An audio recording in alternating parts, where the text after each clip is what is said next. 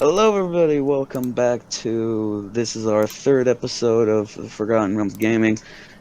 First off, before we step into our collective magispheres, we got some sad news. Well, Joker, you want to take care of that, or Pop? Well, or Forge? Unfortunately, our secondary paladin, Emilio, will not be joining us again. Due to schedule changes and personal conflicts, he will not be joining us again for the third session or any other session following.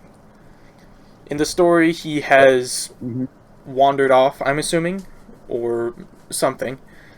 So, unfortunately... Yeah, I think he might have fell out the back of the thing and just got turned around and went back to his homeland or something. The way I came up with for him to leave was that he hadn't been paid for his last few jobs, so he got pissed at that and decided to leave the area for a new region.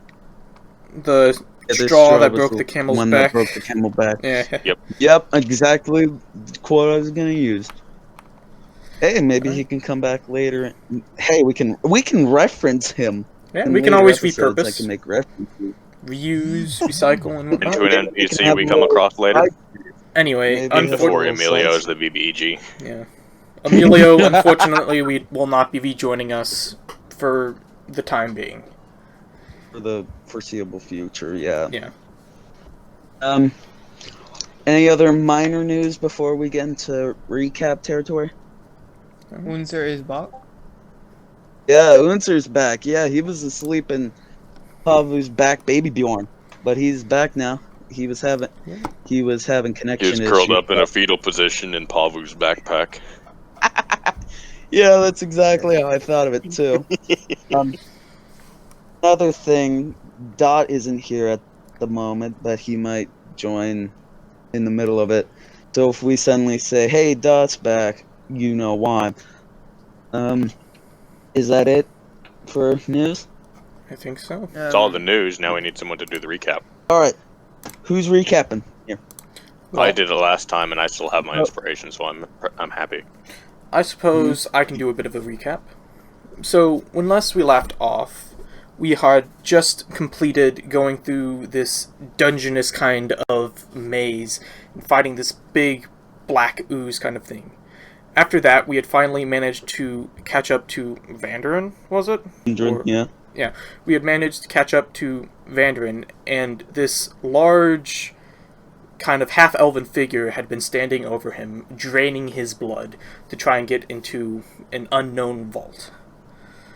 After we had defeated the mage going by Black Spider, we had found out that there was a vault in the back room.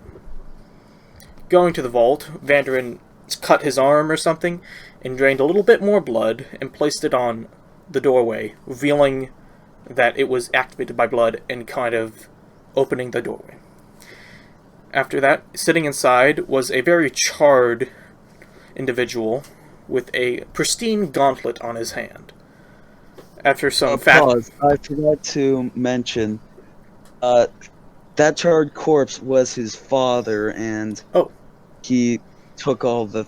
I completely forgot to have Gundren say this to you guys, but the charred corpse, his father, because he had taken all the magical stuff and put it in the vault with him, because someone had to be locked inside the vault for it to fully lock, because of an orc attack that was going on, and which was long believed to be also the source of how the big ore disappeared. Continue, I just forgot to tell you that. Yep, no problem. Also, looking about, our secondary paladin Emilio, who's no longer with us, found a very strange umbrella kind of thing. With a little bit of identifying on Tirth's part, we found out that it was an Umberstaff, and could absorb the different spells from different mages. Currently, it has Spider Climb, absorbed from Black Spider.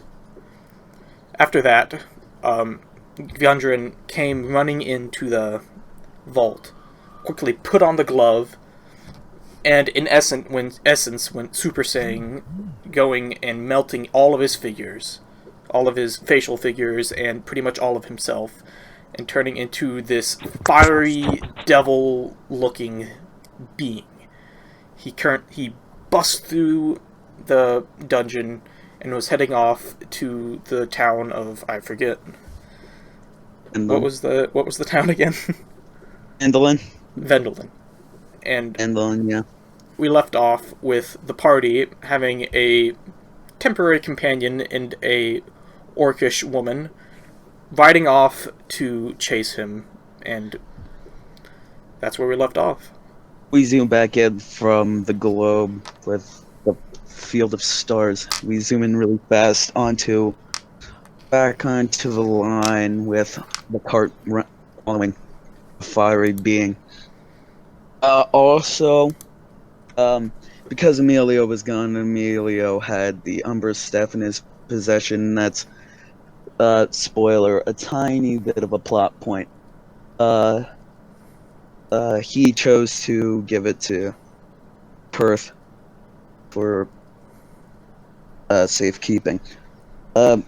You are following the fireball, and you've all. It's such a long ride that you guys have taken a full rest. About halfway through the ride, on your right, you see like 20 scorched up bodies of what looked to be orcs, and as you're riding past it, Killian looks at them and says, "Poor souls," and continues on driving. She looks a little somber after seeing that. A little bit more forward, there's one's on its side and currently on fire, and the other is standing up and a little raggedy, but perfectly, more or less perfectly fine. Also, there are also 5 human people searching through the wreckage of the tipped over and currently burning wagon, and by their stand-up van is in a cage a small little orc boy, and she says, we gotta help them. Like, Killian says, we gotta help them, but if you don't want to, keep moving along. Are the people that are searching the cart, are they doing it frantically, or are they doing it methodically like they're searching for loot? They're looking through it like they're searching for loot in a burning wagon. Like, they're searching for something they can sell later, not they're looking for one specific Are they armored thing. at all? They're wearing normal clothing. Commoner clothing? Shirt or stuff. Unser awakens. My friends, where are we? What is it? Ooh, Shit went down. What is this? Down, we're not being paid. No. But wait. I motioned to stop the cart. Unser like. Pavu will stop the cart. Our cart is moving, a good 20 feet away from the burning cart. One of the guys notices you pull up and says, hey there! What seems to be the problem? There's a burning cart on the side of the road. Well, yes, we're kind of taking care of that. And he motions towards his 4 friends, who all wave at you and then continue their picking through.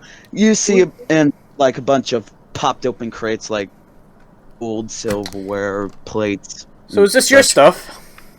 Well, This your doing. it depends on how you declare your stuff. Did you buy it? Is this your stuff to trade?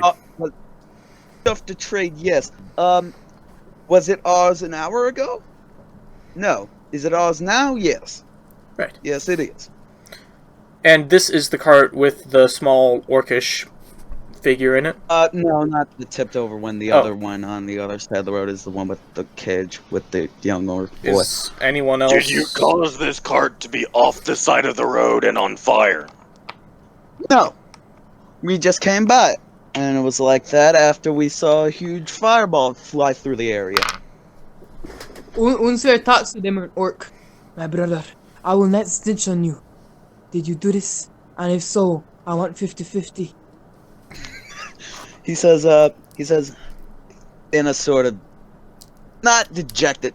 What's the tone of like a bratty kid? But like a bratty kid who angsty teenager sort of tone says Annoyed? no. Less annoyed, more just Okay. angsty. He's got on burlap shirt, sort of like No. So what did he say? What did he say? Yeah. He said no in a sort of angsty teenager-esque tone. Yeah. Oh, well. Are there any survivors on the cart? No, you don't see any bodies, but you also don't see any living things on them. I'm gonna go over to the cart that was across the way and start picking the lock to try and get the kid out.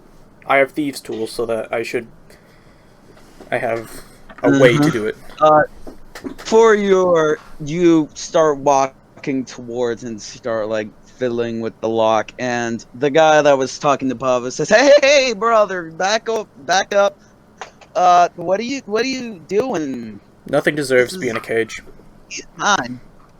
Oh? Why is he Especially using not that? a conscious being. Oh, well, I see we have some political differences, but Yes, we he's do. not for me. He's for someone else. How much? Someone else who I don't know yet.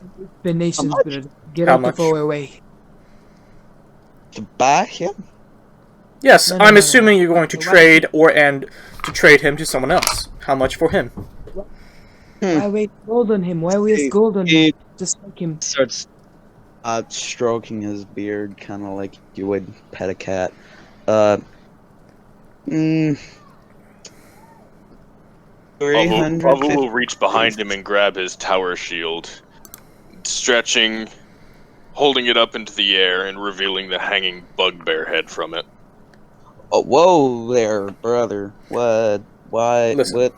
I have Of a that. certain dislike of people who think that other people are other people's property.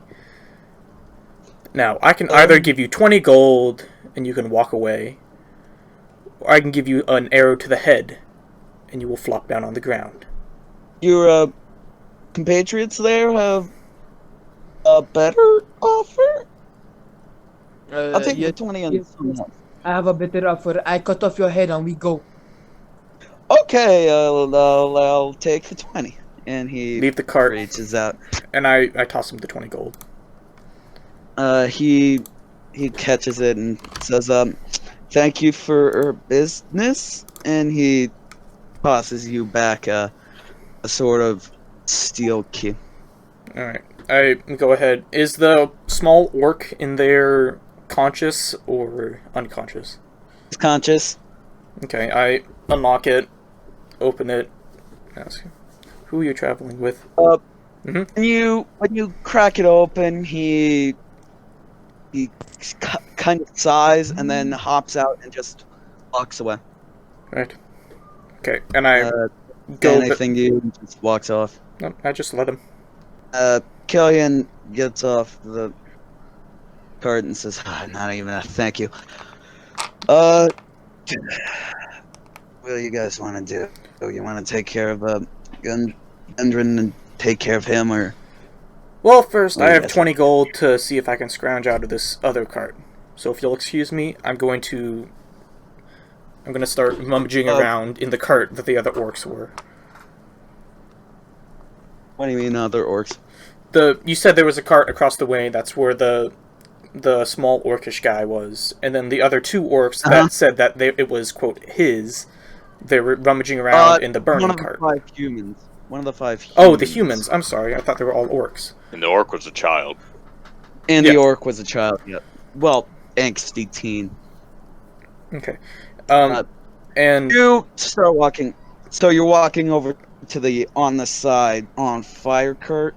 yeah, and I'm gonna start rummaging around. Yeah. He, same guy that handed you the key, puts a hand on your chest as you're walking by. Says, no. I thought they left. Oh, I'm sorry. I'm sorry, still looting but the cart. What'd you say? They're still looting the cart. Yeah, they're still looting the cart. Yeah. Oh, okay. I'll just glare at them. Just get in. In the universal law of finders keepers, this here is ours. If I see you again with another person in a cage, I will not hesitate to put another bolt through your brain. Yes, Understand? Yes. Alright, how about this? One of the guys says, alright, how about this? He stands up. He's like a really tall human. He says, Brigham, back off. Alright? And he says, well, okay, fine. I was just trying to take care of you.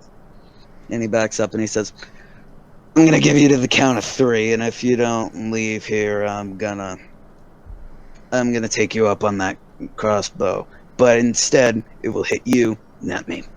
Really? Pavel will get off of the cart and walk up to the quote particularly tall human. I'm looking down at him. I'm going to wink. He's like 6'1.5", so you're not looking down too much. He is a really tall. Pavel's 8'4". Yeah. Goes to him and looks him in the eye, since Unser is also 6 foot. I'm going to turn around, wink at both of my compatriots, and say, all right, and start walking maybe 20 or so feet back. And after that, I'm going to release a guiding bolt at the guy who just threatened me. The really tall one? Yeah, the guy who threatened to shoot me. Roll. Alright. 11 plus 5. Oh, give me a second. I'm pretty sure it's plus 5. Yeah, so 16 to hit. Yeah, that hits. Alright. For it. 5, 10, 16 plus, so 19 points of damage, and the next attack has advantage on him. Wait, no, that wasn't a. It's not necessary because once you blast that, it catches him straight in the chest, and he flies back and hits the cart and just slides down off the side of the cart. He is absolutely dead. I'm going to turn around. The 3 that were rummaging in the car, and the one you would assume is the right-hand man, they raise up their hands. They have nothing in their hands, and they start to back up.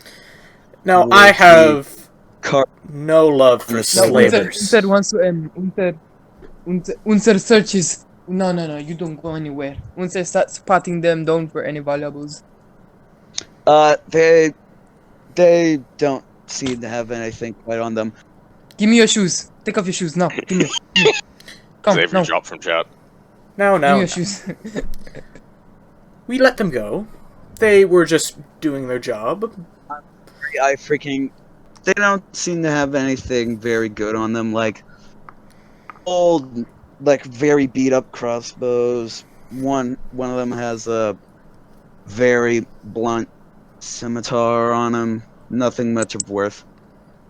Pavel will not try to take anything from these looters, but he will go over to the cart to see is there anything left in the cart of value. Not their cart. I want to make it clear that Unser did take the shoes of one of them. Why? Yes, I'm here of all shoes. Don't worry, I have plans. Okay. You walk up to the cart, and the stuff in the crates were all just old ratty silverware and stuff. That's sort of the same thing that's in there, just more of it. It's sort of like Pavel will take the old silverware for use in forging later. Alright. Can I? Alright, you got Are the 2 guys grab still a handful of knives and handful of forks, spoons, and knives, and just shove them in your pocket. Are the 2 slavers still? Not even just a couple handfuls, then Pavel won't even bother. No, I was just saying a couple handfuls because I thought that was all you needed. How much do you need? of this stuff. Pavel will take any of the silverware he can get. So like he will pick up the whole crate. All right, you pick up a entire crate of silverware. It's like half full of silverware because that's all that's left. Like half a crate, and a crate's like 10 by 10, so like a good amount of silverware. And one of them is like, "Hey, that's ours!" and runs up to you. But as you're turning, you kind of smack him in the face with the crate, and just he falls entirely down. by accident. Entirely by accident. Oh, yeah. nice, my friend. Nice. I wasn't trying to attack Look, you. I you just have a wanted crate to have a nice pair of little shoes. joke. Look Yeah. at these shoes. So once Pavu's done turning, he's going to look down at him. Really? He looks at you kind of sheepishly and says, "Yeah, Get out of sight. all right." And he starts crawling away. And I'm assuming you're gonna put that in the cart. And Yes. as you're walking past Pavu Killian, sets she says, the crate of silverware down inside of the cart. as you're walking past Killian to do that, she says, "Really? can I Fine, whatever." can I go inspect the Yeah, body I of can the use guy I these just later. blasted and try and get Yeah. my gold and whatnot and see if he has anything special? He's kind of got the same amount of stuff as everybody else. You do get your 20 gold piece back, but he doesn't have much else on him. Okay. He was kind of like just a little tougher than the others. I kind of kick him and say, I would have let you go. I would have let you go. And he says, "Really? No, he doesn't." You shove the gold back in your pocket, and you guys are hopping back into the cart. Yeah. Yep. Can I get an approximate price on the crate of silverware? The crate of silverware. I'd say about 200. Damn, gold that's a piece. lot of silverware. It's like half of a 10 by 10 crate of. Sure, it's old silverware, but it's a lot of old silverware. So you could sell it for a good chunk of change. Yeah. Or Scrap metal is use it always for good appreciated. Pavu's absolutely going to use it. Mm-hmm. So you guys are hopping back in your cart? Yep, Yeah. and continuing onward. This time, Killian takes the wheel, and she snaps the reins on. Carts don't have reins attached to the oxen, do they? No, they do. Yeah. Never mind then. She cracks the reins, and they start moving at high speed towards Fandolin. Fast forward, you're at the Pavu will gate of sit in the Fandolin. back of the cart, sorting through the silverware, and what he can use and what he can't. Alright. What defines as what you can't use for Pavu? What can Pavu not use?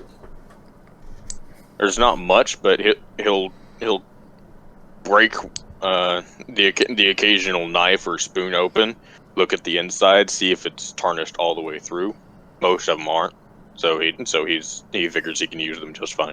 Yeah, you end up having to throw like a knife or two and like one spork out, but other than that, most of this stuff is fine. You pull in at Fandolin and you see the glass path been driving on, and it turns sharply at the Squeaky Duck bar in the town, and all right, so glass path leading to the bar, nothing around. What are you guys doing? I already said I'm heading into the bar to try and find blue Yeah, we jeans. go into the bar. I go into the bar as well. Before you can reach the door of the bar, but before you can go in, you can see like black outlines of like a fiery being, and right in front of him is a normal silhouette, and the silhouette looks a little scared at the fire thing, and it suddenly runs.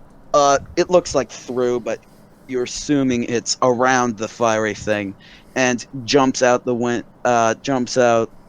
door right next to this window, and as he jumps out, like four normal sized fireballs fly out the door towards him, and you see Barry Blue Jeans is flying through and lands on the ground. Not dead. He just hand over his head. Unser chucks his axe at the fiery being. The fiery being is Gundren. Your axe? Yes, my axe. I see blue jeans in danger. I throw my axe. Throw your axe, but before it can hit Gundren, it kind of like gets pushed away, kind of with a big heat, big gust of hot wind. It just gets pushed back and starts flying towards you, and you actually make a dexterity saving throw to see if you catch your axe flying back at you. Nice. Let me do that. I would like to give him advantage on that by trying to put my shield in front of it. While all this is going on, can I just walk in and attempt to talk to Vandrin? Yeah, sure. Let's finish off. Oh shit! I got a 2 but advantage, right? Yeah, you got advantage. Okay. Like I so said, let's that's just take care of his dexterity saving throw, and then we'll at jump. 18. Not jump An at you. 18. That's good. That's fine. You Embeds itself into fumble Pablo's it a shield, little bit, and but you catch and it. he gives it to Georgie. Or to Unser. I apologize. First, you start walking into this bar, and what are you saying? You still owe us a good amount of money, buddy. That's all you care about? Yeah, about. Is the money? Yeah. Are you kidding me? Money is life, my friend. Money is life. You should know that. You gave us your word. I'm here to make sure you deliver. So, just give us something of equal value, and we'll call it good. Pablo will walk into the bar behind Turf and make his presence known. Unser follows. So if you could just extinguish yourself for a bit, we could have a civil talk. That'd be nice. He dips his hand like down, kind of like you would dip your hand into a bucket of cheese balls to scoop up some stuff, and he does the same sort of scoop up motion, but there aren't cheese balls in his hand. In his hand is a big ball of fire, and he says, "Equal value, huh? How about your lives?" And he starts winding up to throw. Everybody make a dexterity saving throw. Shit. That's a 5. Wait, I'll do it. Okay. Dexterity saving. Can't I use the same one? Nah. Never mind. No. Okay. And I got a 9. Pavel, what about you? Dexterity saving throw. What? No, because you're... Heavy armor only affects stealth rolls, I'm pretty sure. Not dex. Oh, stealth, okay. Yeah. Yeah, I So thought it then was that only would, so then that's a 16. Pavel, you do kind of the same maneuver as Very Blue Jeans did, and so do you two, Unser and Turf, but the fireball kind of catches you guys as you're falling, and you take, which one seems reasonable? 6 points of damage each. That belly touched me. You are weak, my friend. You are weak. I'm going to quickly dart behind the wall and just kind of go, fuck, that hurt. Ow, shit. Yes. Yeah, you're patting yourself out. Unser is doing big talk, but in his mind he's like, fuck, this is hurting. Oh my god, I need a healer. No. So, when you guys are out, he, you see big flames pop through the door, and, the entire tavern goes up and, the entire bar goes up in flames, and he just, flies out, the bar and walks and stops a couple of feet away from Barry and starts walking towards him. I'm holding my tongue. Pavel will head over to Unser and use Lay on Hands. What does Lay on Hands do? I'm pretty sure you haven't. Have you cast that yet? I have not. Lay on Hands, you have a pool of healing power that can restore 5 times Paladin level per long rest. As an action, you can touch a creature to restore any number of HP remaining in the pool, or 5 HP to either cure a disease or neutralize a poison affecting the creature. Oh, you got like. Hunter, how many points are you down? Cool. I currently have 10 points to use. I'm down 6. You can give me like 3 and I'm good. Pavel No. I'm down to 12. I'm down to 12. But yeah. I You can don't give me have 3. 12 to use. I only have 10. No. That's why. Like I have 18 health, Pavel will and I'm give him down to 3 12. to heal him halfway. Yeah. Yeah, you heal him back up.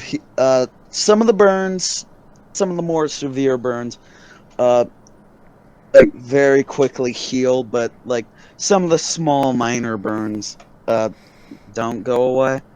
Pavel Gundren will walks a use little 3 on himself. closer to. Now Unser is used to being scarred, my friend. Do not worry. Yeah, same thing happens to you, Pav. As some of the major burns go away, but minor ones still stay there a bit. This was the expected result for Pavel. Right, note to self, can't be reasoned Gundren with. starts walking towards Barry Blue Jeans, who's kind of like on his back, like sort of quickly trying to crawl away. And as Gundren is walking closer, and he says, "Do you know how much of a pain it's been? How much of a problem this whole situation has been? And how much you could have stopped it from happening?" He says, "Hey, you signed the contract. You signed the contract.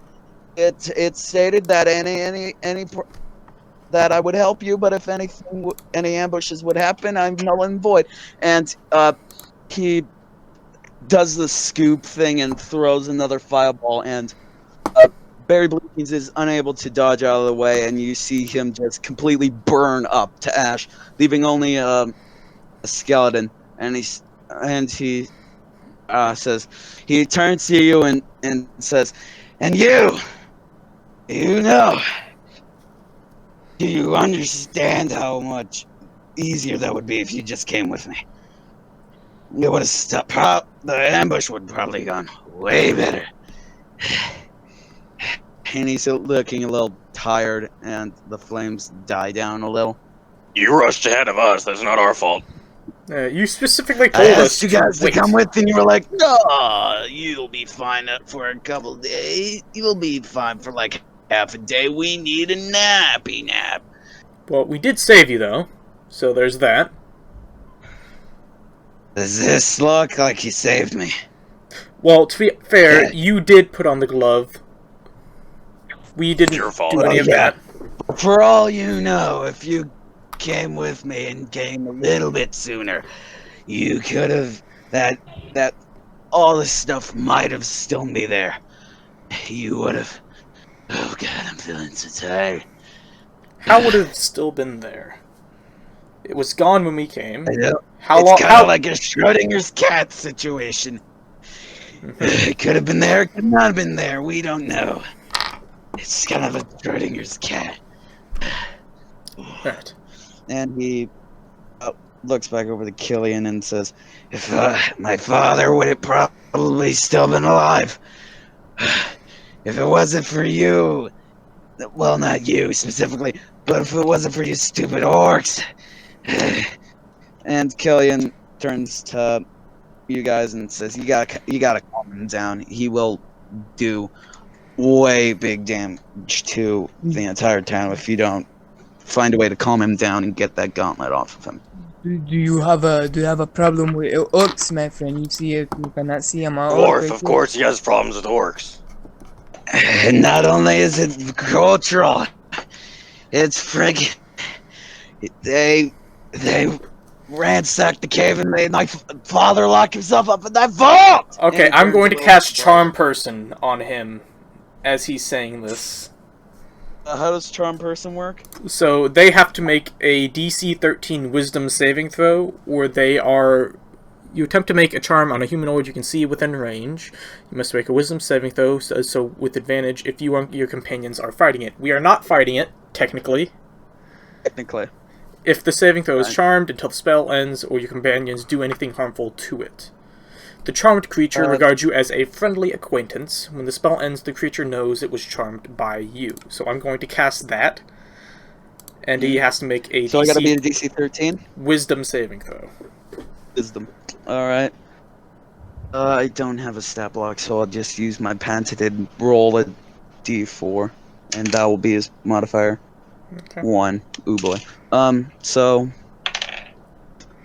3 plus 1. 4. The fire dies down a little bit more, but then it starts to burn brighter as you hear in your head, no, this guy's mine. Whoa, friend. We're just trying to have a conversation. We can talk this out. When have we ever done wrong by you? And Well, first of all, you thought I was crazy when I was talking about when I was recruiting you in the first place. You refused to come with me, saying you needed a nap. That kind of made me a little mad. Do you blame us? Probably Someone's offering us enough money for us to last the rest of our lives.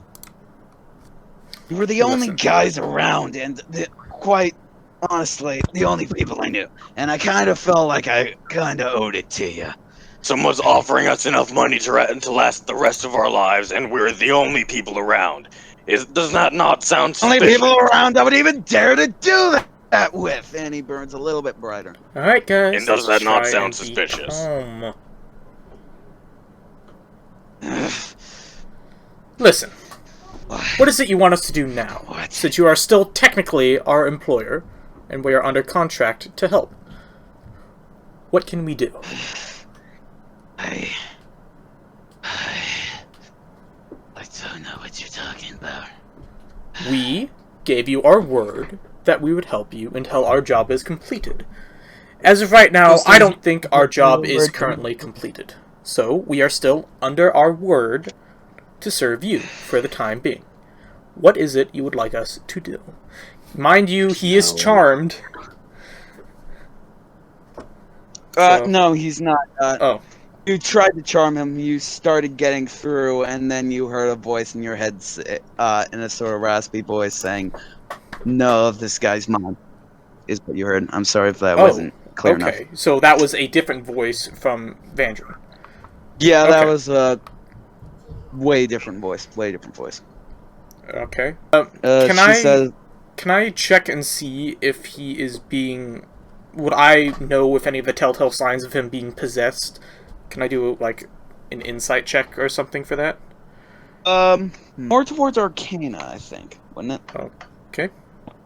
Yeah, in this situation, Arcana, yeah, go roll Arcana. That would be a 13. You start looking him over, and you can clearly see that he's being controlled somehow. How? You don't know. But he wasn't controlled before he put the gauntlet on. He's controlled now.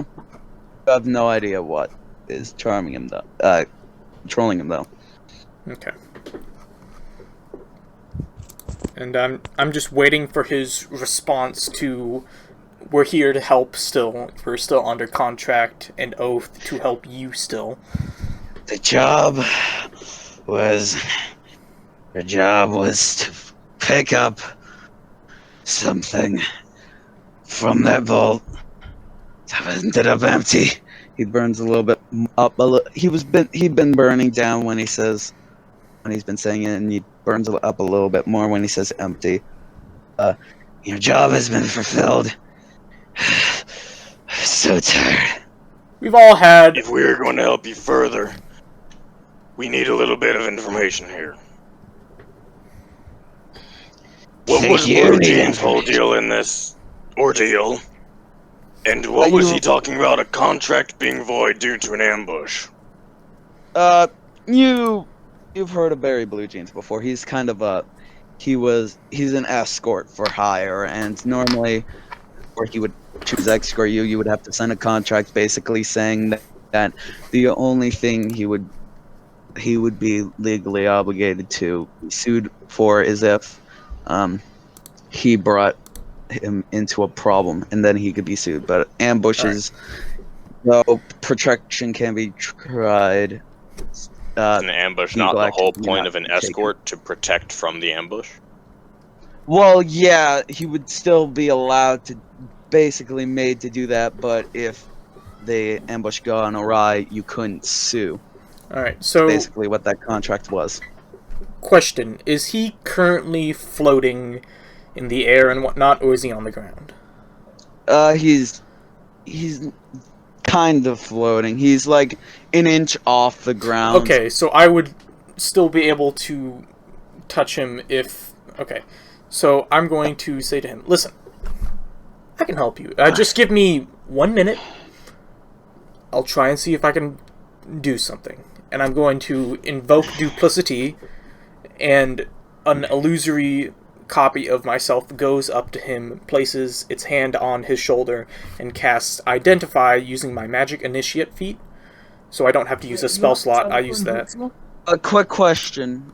How illusory is that copy? It is that a copy perfect... physical, or is it like phantom? Here, I'll tell you the... Invoke Duplicity. As an action, you can use a Channel Divinity to create an illusion of yourself that lasts for 1 minute until you lose concentration. The illusion appears within 30 feet of you as a bonus action. You can use it to cast spells instead of yourself. So if I wanted to cast a touch spell, which Identify is, through this creature, through my illusion, I could do that. And that's what I'm attempting to do, and just cast it as a normal thing, but using my magic initiate feat, which means I don't have to use a spell slot. And there's a bit of bottom text here that says, if you instead touch a creature through the casting, you will learn what spells, if any, are currently affecting it. So I'm trying to see if there's a spell affecting him. When your duplicate touches the shoulder, you get a shoot goes through your mind, and for like a split second you think that that it's some sort of spell that is amplifying the feeling of want and greed and anger, but after like half a second you hear in your mind, not Gundren's voice, I gotta say. So, and you immediately stop thinking about the thing. Right. And after that 1 minute, my illusory self vanishes, because it only lasts for a minute. Alright, yeah. Disappears, and he says, and what are you guys doing now? Unser is just watching, observing. Alright. Truth, you're gonna do anything? He does have his axe. There's not a whole lot for me to do at the moment, if... Well, your whole operation is to try to calm this guy down. I've already used Charm Person, which didn't work. I tried to use Identify to see if there's anything I could try to counteract. That didn't work. That's some kind of amplification of emotions. Of want and greed. So if you have like, so what are you guys doing? He's huffing and puffing, and he looks really tired. You're back. Okay. Yeah. So are we gonna do it, guys? I don't feel good about this. I'm scared now. Huh? We got this? No! All of our... I'm a ranged person, and all of the ranged stuff has failed against him, and I have one spell slot. I'd like to save that for a heal, and I do not think we can take this guy. Never hurts to try, right? The most we can do is die. I'd rather not do that. Alright, so what are you guys doing? Pavu will cast Protection from Evil and Good on himself. Okay. What does Protection from you do? Until the spell ends, one willing creature you touch is protected against certain types of creatures: aberrations, celestials, elementals, fae, fiends, and undead. I'm casting this in the hopes that the soul which is infesting this gauntlet would count as, say, a fiend. Alright, you cast that on yourself, and... The protection grants several benefits. Creatures of those types have disadvantage on attack rolls against the target. The target also cannot be charmed, frightened, or possessed by them. If the target is already charmed, frightened, or possessed by such a creature, the target has advantage on any new saving throw against the relevant effect. But I'm just gonna say, like, real quick, this is Yeah. probably metagaming. You could cast that on him. You could try casting that on him, but it's too But late. You already cast it on he's not a willing creature, though. Pavel will cast it on himself, and then right, and then start to walk up to him. I'm going to run behind one of the corner walls. I'm assuming like an alleyway or something to try and get a better position, rather than out in the open. We don't want to piss him off here. Okay, I'm going to slowly do that and just try and make myself unassuming. Alright, Pavu, as you start to walk up to him, he flames up a little bit and says, "What are you doing?" And Pavu will slowly reach out a hand toward him. Hey, what are you doing? Pavu will place his hand on his shoulder. What is it you want out of this gauntlet? He sort of calms down a little bit. He says, I don't even know what I want. I guess power or something. Why do you want power? I'm so tired. What's the point? I'm afraid of death, I guess. And I think that if I become super powerful, as he's speaking even and as he's getting less die. gravelly, the flame around him starts dying down a little. I'm just afraid of death, I guess. Even gods die. If it is what is after death that you are afraid of, make your life worth it. You know what? I think I'm gonna... And he's stopped in the middle of a sentence, and you hear come from behind him, and he flames up a little bit and says, "What?" And slowly turns around, and you see a little bit down the road the young orc boy. He's got God damn a it. bow with an arrow, and as Gundren's turning around, you see an arrow sticking out of his back, and he says, "Freaking orcs!" And Billion starts saying, "Oh god, this is the tipping point. Get to the well. We gotta find somewhere this day. We gotta find somewhere to wait until this blows over. The well. Get to the well." And Killian starts running towards the well. Well, shit. That's my fault. Fucking orcs. Shit. So are you guys going to the well? So, what does Vandan look like currently? He is slow. He's pure fire at this point. You don't see any more Gundren. You just see a humanoid shape flame, and it's slow. I yell out to everyone else, "Let's go!" and start rushing to where everyone else is going. Unser will suggest we kill that orc, and then the fireman will like us. But okay, anyways, and he runs to the well as well. So you all start running towards the well. Killian pulls out. Will follow the group, but we'll make sure to say, "This is your fault, kid." He drops the short bow and just shrugs and stuffs his hand in his pockets and just turns around and starts walking away. At the mouth of the well, Killian pulls out the feather duster that she tapped herself with before she jumped into the pit to get something from Black Spider. She taps herself, then taps you three. He says, "Come on, jump in!" And she jumps into the well. Yeah, Turth follows. Yes, Unser follows as well. A bit of a squeeze for Pavu. A tiny bit of a squeeze, kind of like the animated opening to Napoleon Putin's Christmas Vacation. You gotta kind of like push yourself down in. But you all get in, and the entire time you've been hearing, just so it's not murder on the microphone, you ever since she said get to the well, you've been hearing slowly louder screams as the flame starts burning, and kind of screams, rage, agony.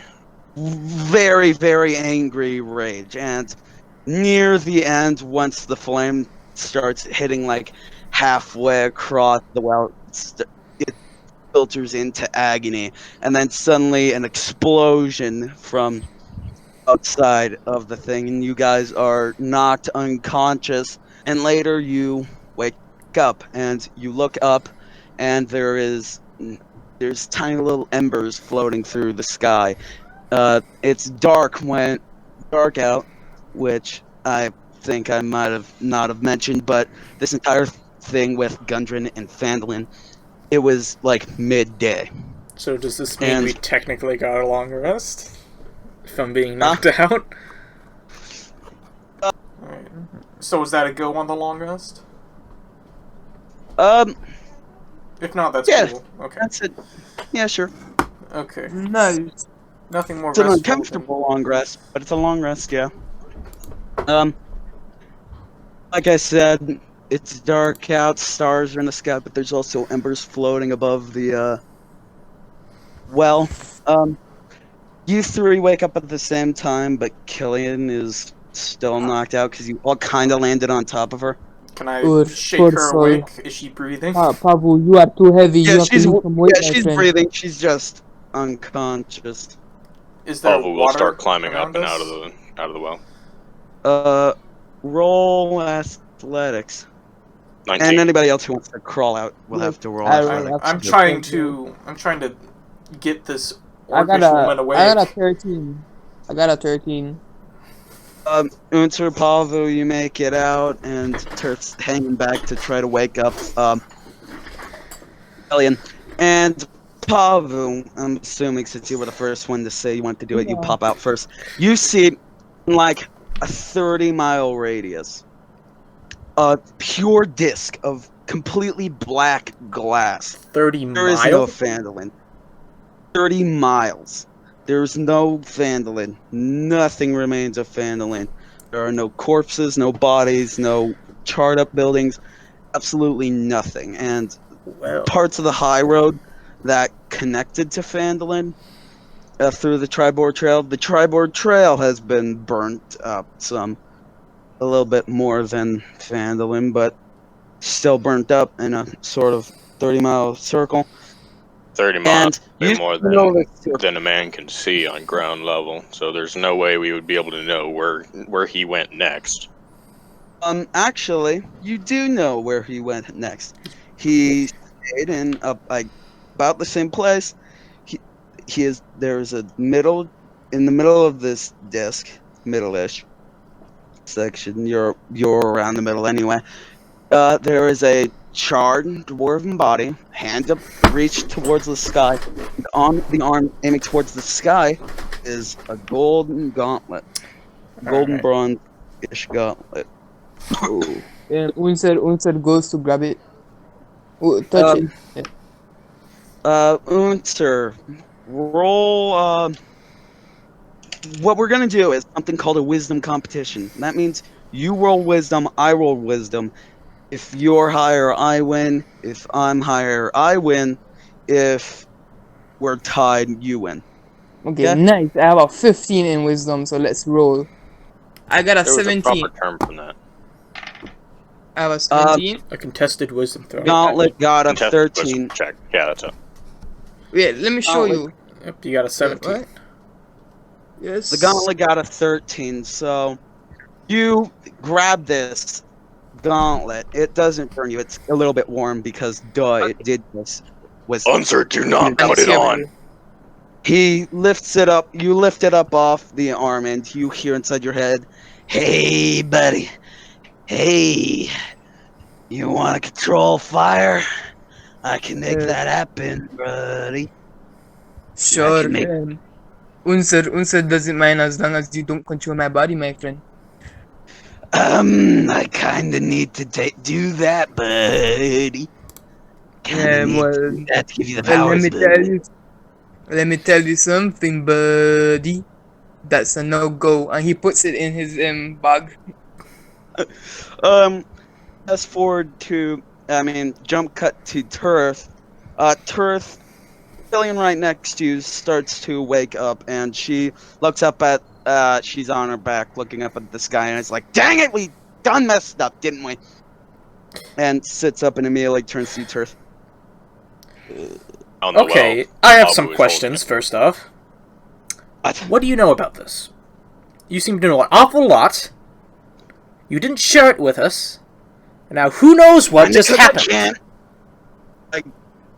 Quite literally, I will tell you everything you need to know. As soon as I am literally able to. We have a deal? What Tell you in the hells does that mean? It means I can't tell you right now. Can you elaborate why you can't tell me? It seems we're on pretty even ground at the moment. So I feel like there's some... I can't tell you because... God, how stupid of me. I can't tell you because... And whenever I... And talk... Did that help at all? Turf! I take a... Like I said, unable to tell you. I promise. And she lifts up her hand and crosses her heart. I will tell you as soon as I'm literally able to. And how do we go about doing that, then? Just... tell you. Alright? I am part of an organization of people... Like a guild? ...who want to... not destroy the world. That good? Let's just get out of here. And I pull out the Umber Staff, cast Spider Climb on myself, using the charge, and climb up. Pavu has a rope dangling down the well for you. Oh, then I don't do that, and I climb up the rope. And I leave her on the ground. I'm not helping her up. She says, gee, thanks, and picks herself up. I give her the most... the hardest stink I can from over my shoulder and continue climbing. I am literally unable to tell you. It's nothing against you. It's nothing against the situation we're in. It's nothing against me. I literally can't tell you. I'm continuing climbing. Unser rushes to the well and says, my friend, look. Shiny gauntlet, look. Okay. I would recommend you place that on the ground. Don't touch it. You saw what it did to him. How did you pick that up and not immediately put it on, she says to you, Unser. How did you pick that up and not immediately put it on? Oh, well, you see, I am not dumb. I might be stupid, but not dumb, so yeah. Alright. I'm going to... Are you still holding the gauntlet? Yes. She looks at you with kind of the same bewilderment that she gave you, when you took out the black spider, and she says, "They could use people like you guys on the team, in the organization I cannot tell you about." How much gold? I need gold. Give me gold. How much gold? I'll join. Give me gold. You can't very well join an organization that we know nothing about. Yeah, I'm not. Once we take... Pablo, imagine the gold, Pablo. You need to come with me to the headquarters, and everything will be explained there. We need some insurance. We're not just going to slit our throats, alright? I'm not, and she raises the sleeve I need Sublin, Neverwinter first. What reason do you... What reason can't do that. We need a good reason to go. We kind of can't do that because we kind of need to get that, and she points towards the gauntlet, taken care of immediately, like right now, because you could be killed for that thing. Right now? We need to get it. And I sit down and There's motion... nobody in a 30-mile radius who's gonna know that we have it other than us. Yes, this is for the group now. This is my position, but it is for the group. I will not say, put it on the damn ground. I will not.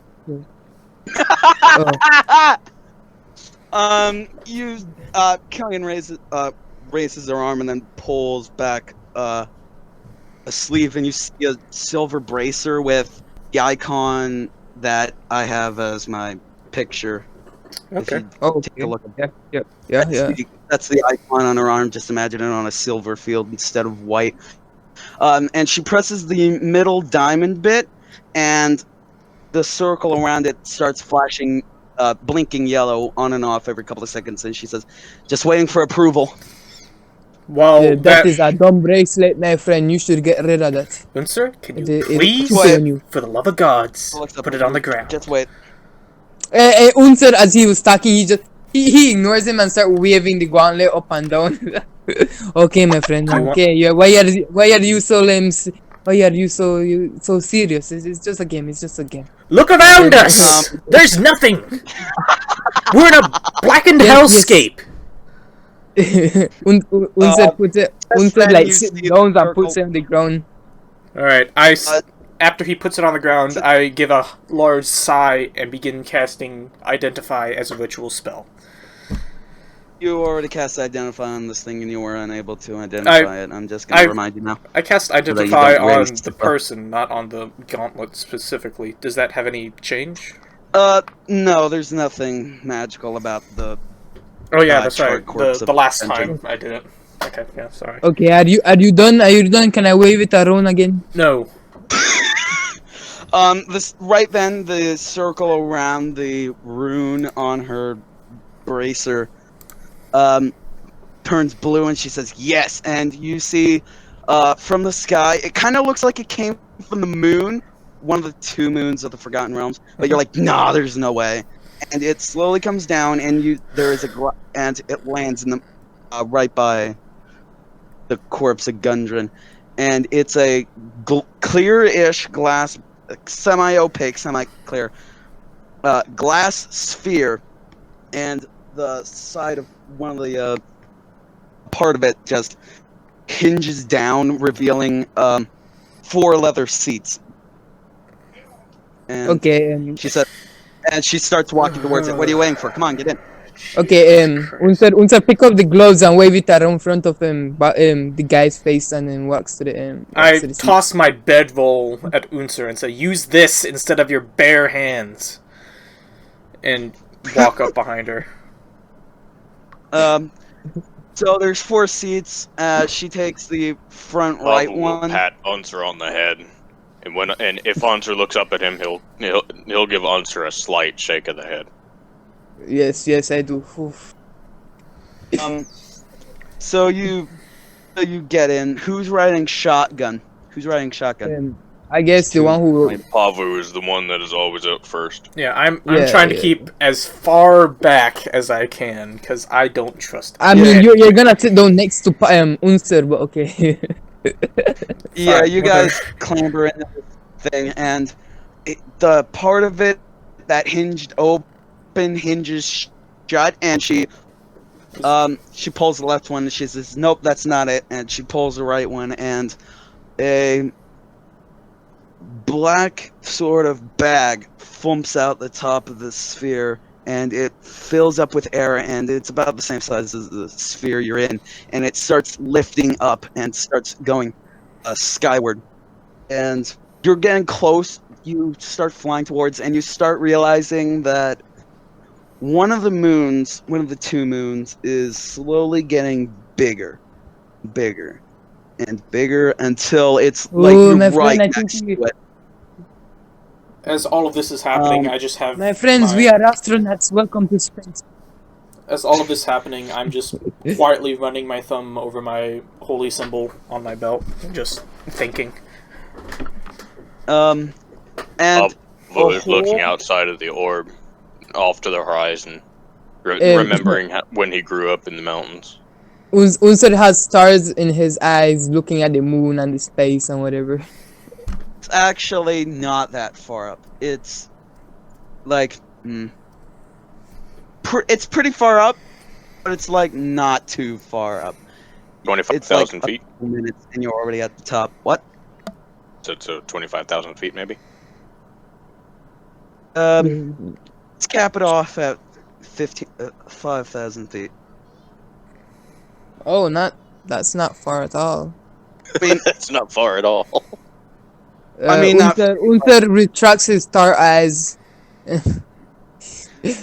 So, once you get super close to it, a circle about 2 times the size of the orb you're in, which is white. It moves kind of to the left, leading to a blackish opening, and the ball goes in, and the door closes up behind you, and suddenly a light switch is flicked on. You see a hangar with a bunch of other glass balls like this.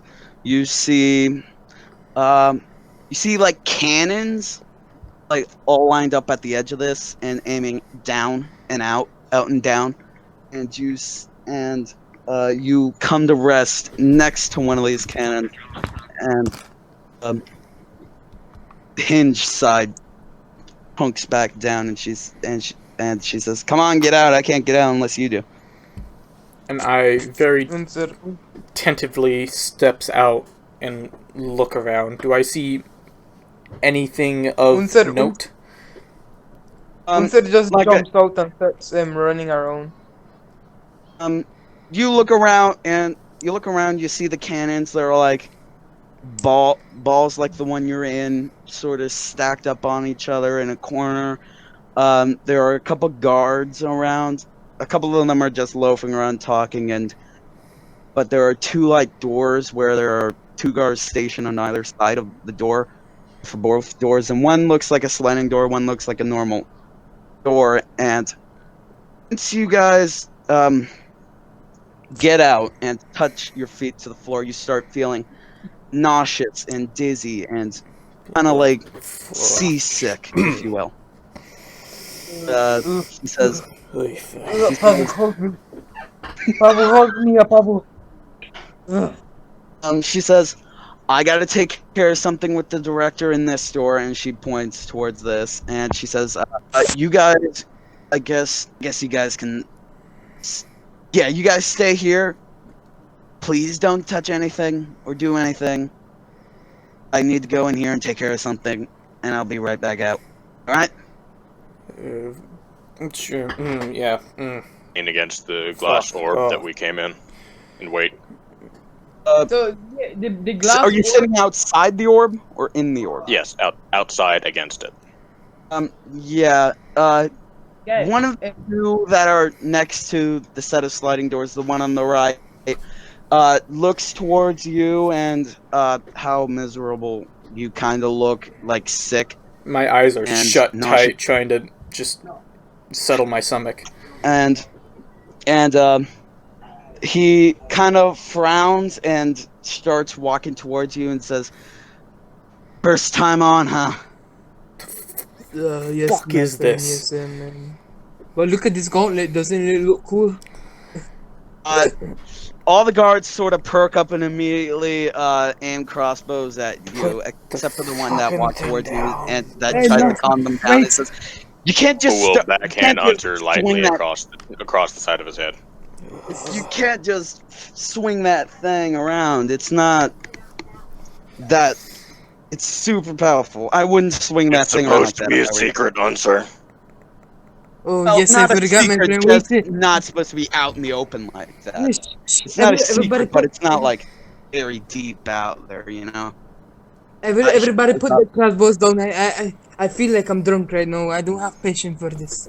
Yeah, the one that walked up to you sort of raises his hand, and the other guys lower their crossbows and says, "First time on the base, huh?" Yes. Pablo, I climb slowly on Pablo's shoulder. How are you guys feeling? Fucking terrible. I don't like boats. I'm not take a nap. Unser will take a nap. He says, "Wait, I think I might have something to resolve that sickness," and he pulls out of his pocket a flask, and on the flask it says, "Krutz, brandy wine," and he twists off the top and flicks it, and it says, "Here, take a sip of this. You should be fine after." Who's he tossing? Oh yes, I love taking strange drinks from strangers. Give me that. Drink alcohol. Yes. Well, it's not quite alcohol. It's sort of just faux alcohol, kind of fake stuff, you know. How rude of me! How rude of me! I'm Avi, and he reaches out his hand after handing Uther the flask. He reaches out his hand to check. Unser extend his hand, the one with the gun, not on, right, but holding it. I'm Unser. And he says, "Hello, Unser." Shakes your hand, and I'm assuming each of you are, except passing, with the flask, yeah. I heard something about gold. Can you give me the flask? Yeah. Unser? Oh yes, here. I take a big swig and hand it to Bavu. And Bavu Avi will says, take a "Whoa, not too much. If you take a little too much, you might get that feeling back because of something different."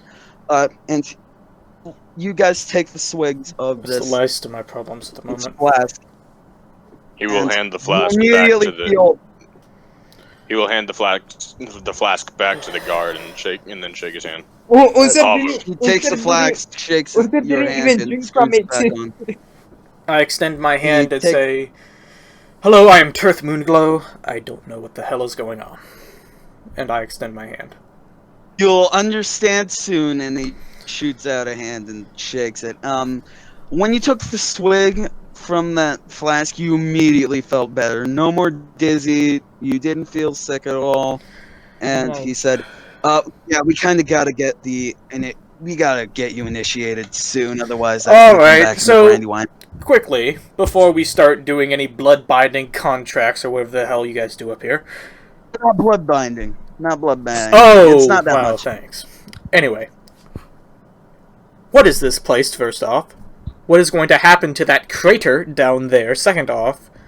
And what is that? And I point to the gauntlet, third off. I have many more, but those are my top 3 at the moment. Answers of 1 and 3 I can't tell you, but you will immediately know after we initiate you. The answer to number 2 is it's kind of just going to be left there, but everybody's going to sort of forget about it. It can be forget explained about in better detail. A crater that size. You'll see. And right at that moment, Shit, Kelly they're gonna do some back out the door and says, the director's fine with you guys being inoculated. I gotta go do some paperwork. You guys go in the elevator and just press the the lowest button on there, okay? What is that elevator, my friend? What is that elevator? You know what an elevator is. You took an elevator ride in session 2. They're very... I was session 2, I was asleep. That's fair. I... Not get in the elevator and... Mumbling under my breath, I go into the elevator. The other guard, the guard on the left at that sliding door, doesn't do nothing, but Avi says, "Oh, you're being inoculated. You could have told me." I literally just said you have to be inoculated. What am I talking about? They both tap their bracers on the sliding door, and the sliding door opens into a little cabin with 2 buttons. A button that has an up arrow and a button that has a down arrow, and no other buttons on it. I press the down arrow button because that's what we were instructed to do. As you press that, you hear coming from outside the door say, "Could you please hold the door, please? You hold the door, please." I'm making no motion to hold the door. I'm just kind of... Pavel will place his foot in front of the door to stop it from closing all the way. You see a halfling man in a very colorful bard's garb, and he says, "Oh man, thank you. I need to head down there." And he says, "So you guys getting inoculated?" And I don't even know what that I don't even know what that is. Apparently so. What does this entail? What does inoculated mean? What are we doing? You will drink something and then you will remember a lot of stuff. Oh wow, we're getting That's roofied basically now, all I huh? can say about it. Great. No. Nice. I just lean against the We remember, wall, we don't very, forget.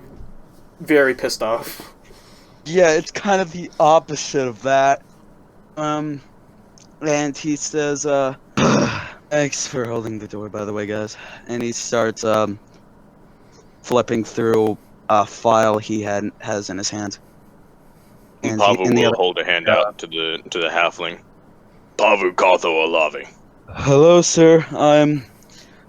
My name is Johan. I forgot. I had a little stroke. Sorry. My name is Johan. Nice. And he sadly, dejectedly sighs. I'm like the best violinist ever. Turth Moonglow, and I kind of give like a Do not believe dismissive that. wave. And he says, hello, Turth. And it's not like. And I heard that half-orc boy, man, child thing. No, it's not. It's not a sort of cocky thing. I am like literally the best violinist in the world. You guys think you want to Sure, hear? my friend. What makes you feel good? He closes up the file and puts it in a briefcase. He opens up the briefcase he has in his other hand, puts the file in, and pulls out a violin and a bow. He waxes up the bow a little bit, and he says, "Gotta do this before each play, otherwise the bow's just gonna snap." I start to frantically push the down button because I want to. It's already going. Yeah, it's already going down. You fell. I continue pushing it. And he takes the bow and he gets into formation to start playing, and he starts strumming, kind of, with the bow. Bowing. He's bowing. That's exactly what it's called, bowing. He starts bowing, and it's the most beautiful music you've heard, like, in your lives. It's sort of like, it's like sad, but happy sad. Well, it's really good. Bittersweet. Really. Yeah, bittersweet, exactly.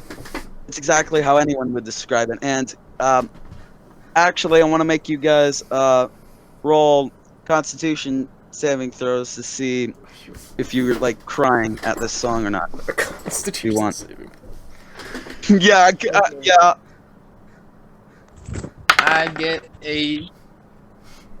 I get a 17. I got an 11.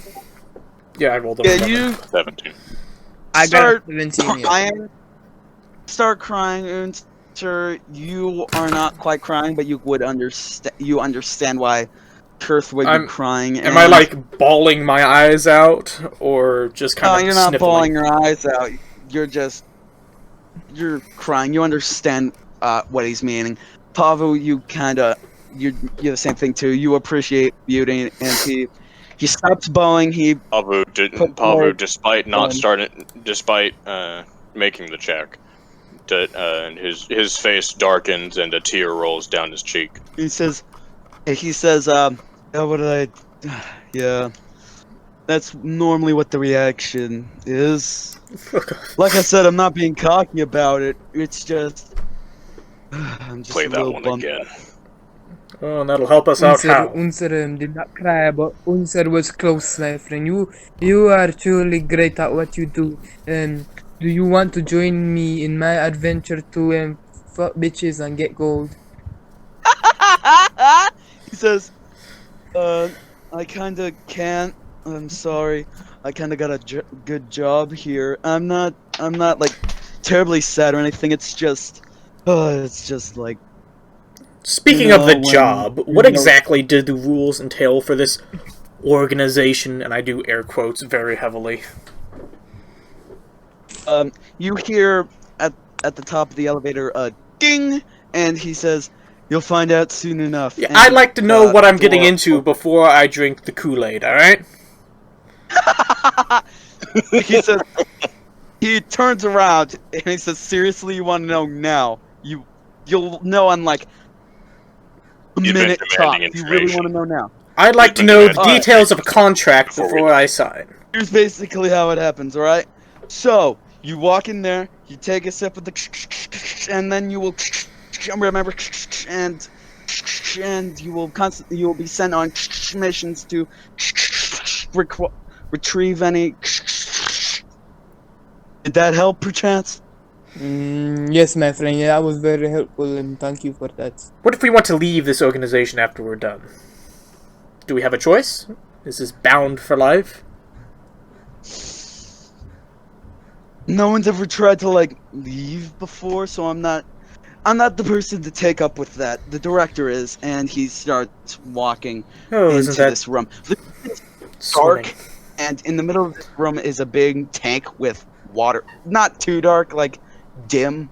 It's kind of purple, dim light in here, and in the middle of this room is a huge tank, and in the middle of this tank is something you can't see. You can't perceive it. It's like really blurry, and he opens up his an aquarium is the word you're looking for. Yeah, but it's not quite an aquarium. There isn't multiple things. It's just one thing. So it's just a tank with one thing in it that you can't quite see. He opens up his briefcase, pulls out a sheet of paper that looks like it has like sheet music on it, and he opens a compartment, sort of like you would have at a drive-in bank, where you would open up a drawer, you would put your things in, and you would close the drawer, and it would open up on the other side, sort of. You know what I mean? Mm-hmm. He puts it in, he closes it, and the paper floats in, and the imperceivable thing reaches out and grabs it and pulls it into its imperceivableness. And once that happens, the song that you've been thinking about, that Johan played for you in the elevator, it's gone. You can remember absolutely nothing about it. You know he played a song for you. You know it had to do with a violin, but you don't remember the tune itself. Oh, joy. More mind bullshit. Awesome. I say to myself. Out of character real quick. Yeah? Uh-huh. This is sounding like SCP, but D&D. Yeah, pretty much. Kinda, yeah. I'm uncultured, so I do not know that. And I want you to know all of this, exasperatedness is all in character. This is neat. And as somebody that read the SCP wiki a lot, I can see where you got the inspiration. There's a lot of redactions here. Walks to the left. He pulls the tray back, and a little bit of water drips out of it. And he walks over to the side, over to like the left of the tank, and there's a tiny little spigot, and on a table next to the spigot are 3 shot glasses, and he turns the spigot and a little bit of stuff comes out, and he fills each shot glass with it, closes up the spigot, and brings a tray with the shot glass full of this weird sort of glittery black substance in it. He says, "You drink this, you'll immediately understand everything." Alright? I look at him and say, I don't suppose this is any alcohol of some sort. Well, I don't quite know what it is, but I know what happens with it. I love drinking undetermined grabs liquids. It and chugs it, bitch. I look to... Wait, no. Unser grabs it and chugs it. Shot, it's kind of hard to chug a shot. Just... Oh, well, he shots it. He backs it. Pava, you doing it too? Pava will wait to see what happens to Unser. Yeah, so... Alright. Turf, Unser will be our test dummy. I'm examining it still. When I swirl it around, do like little sparkles go with it? Or is it... How thick is it? How viscous is it? Kinda. It's kind of viscous. Pavo, do me a favor. Could you leave the channel for a second? Unser, you immediately down this shot, and when you down the shot, a bunch of thoughts go right through your mind. You remember a giant war that destroyed entire cities, and carnage and chaos and very, very big conflict that happened years ago. You remember? Do I know between who it was? It was just a war over items. Oh, okay. Remember dead family members and friends who died in this war? My friends and family? Isn't My friends and family? Yeah, your friends and family you remember, and you also, when you down it, you see this giant jellyfish. It is in the tank where the imperceivable thing wasn't there. Was there, and you see a giant jellyfish, a shaped being with hundreds of tendrils within its body, and you can see almost galaxies and stars and the universe in this jellyfish. And you remember when Killian saying back in Wave Echo Cave, "Are you here for the Phoenix Fire Gauntlet?" You remember Black Spider asking if you were part of the Bureau. You remember all these things, and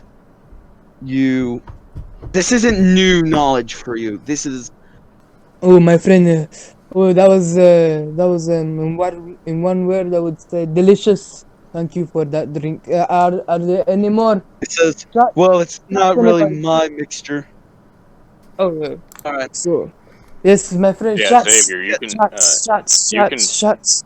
So, Unser just backed this shot of weird liquid, and he kind of drops the glass and it shatters, and he looks straight forward, almost dead-eyed for about 30 seconds, and he comes back to it and says, "What?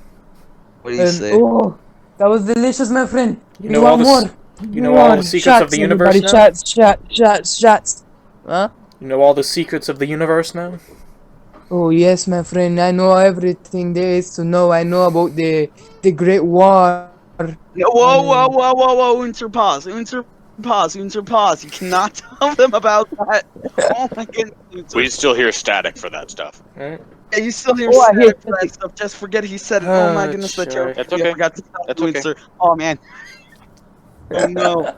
Well, all right. I know how to separate player information from character information. It's all good. All right. Yeah. Okay. So who's back in next? And he says 2 left. Johan says 2 left. Pavel down his. Next. I look at, as he's downing it, I just give a long and heavy sigh, hold my little token to say, well, never strayed me. I believe in you. And down it also. Alright. You guys remember, you also drop your glasses and immediately remember a bunch of things. You remember a big war that happened a very long time ago that just leveled entire towns and cities and killed like hundreds of people, and a lot of carnage and a lot of chaos that happened a long time ago. You remember dead family members and friends that died during this great war that were really close to you. Like Uncle John, how could you forget about Uncle John? Uncle John was great.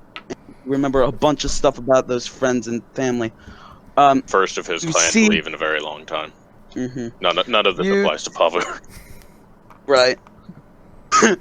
You see inside the big tank. Although he might have seen the carnage off in the distance. Yeah. You see inside the tank, the imperceivable being is actually a giant jellyfish-shaped thing with hundreds of tendrils within its body, and you see almost stars and galaxies and the universe inside this thing. Right before you took this shot, dizzy and woozy feelings started coming back. They immediately vanished once you down it. And back in Wave Echo Cave, Killian asking if you were there for the Phoenix Fire Gauntlet. You remember back in Wave Echo Cave, the Black Spider asking if you were there with Killian as part of the Bureau of Balance. You remember all this, and you come back to, and you remember all this now. It's not new information. You know this stuff. It's not new. You just remember it now. What the? Okay, doesn't go down smooth, but all right. Pavu, Yeah, you are little girls. How you cannot take shots? He says, "All right. There might be complications. Can you understand me when I say Bureau of Balance? Did you catch that? Yeah. Yes. Nothing. It's too salty. Catch me when I say Grand Relic? Yeah, Grand Relic, whatever, yeah.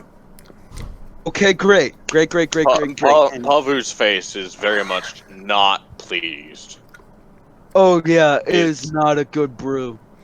Yeah, you get that kind of wooden aftertaste, Pavu. It's got a kind delicious, of grainy.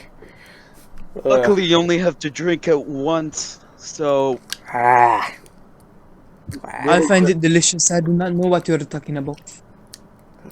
He says, alright, since you guys have been inoculated, the director will want to see you now, and starts walking towards the elevator, and while he's passing, you see a monk, and this monk has,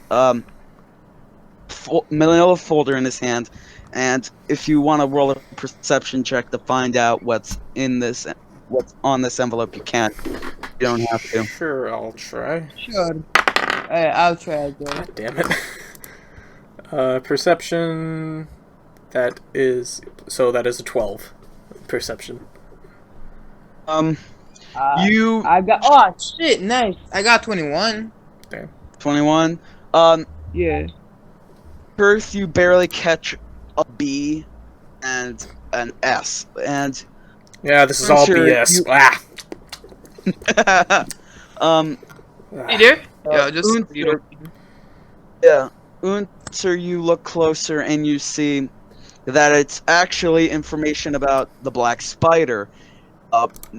Name Magic Brian, alias the Black Spider. Age 402. Height 5'7".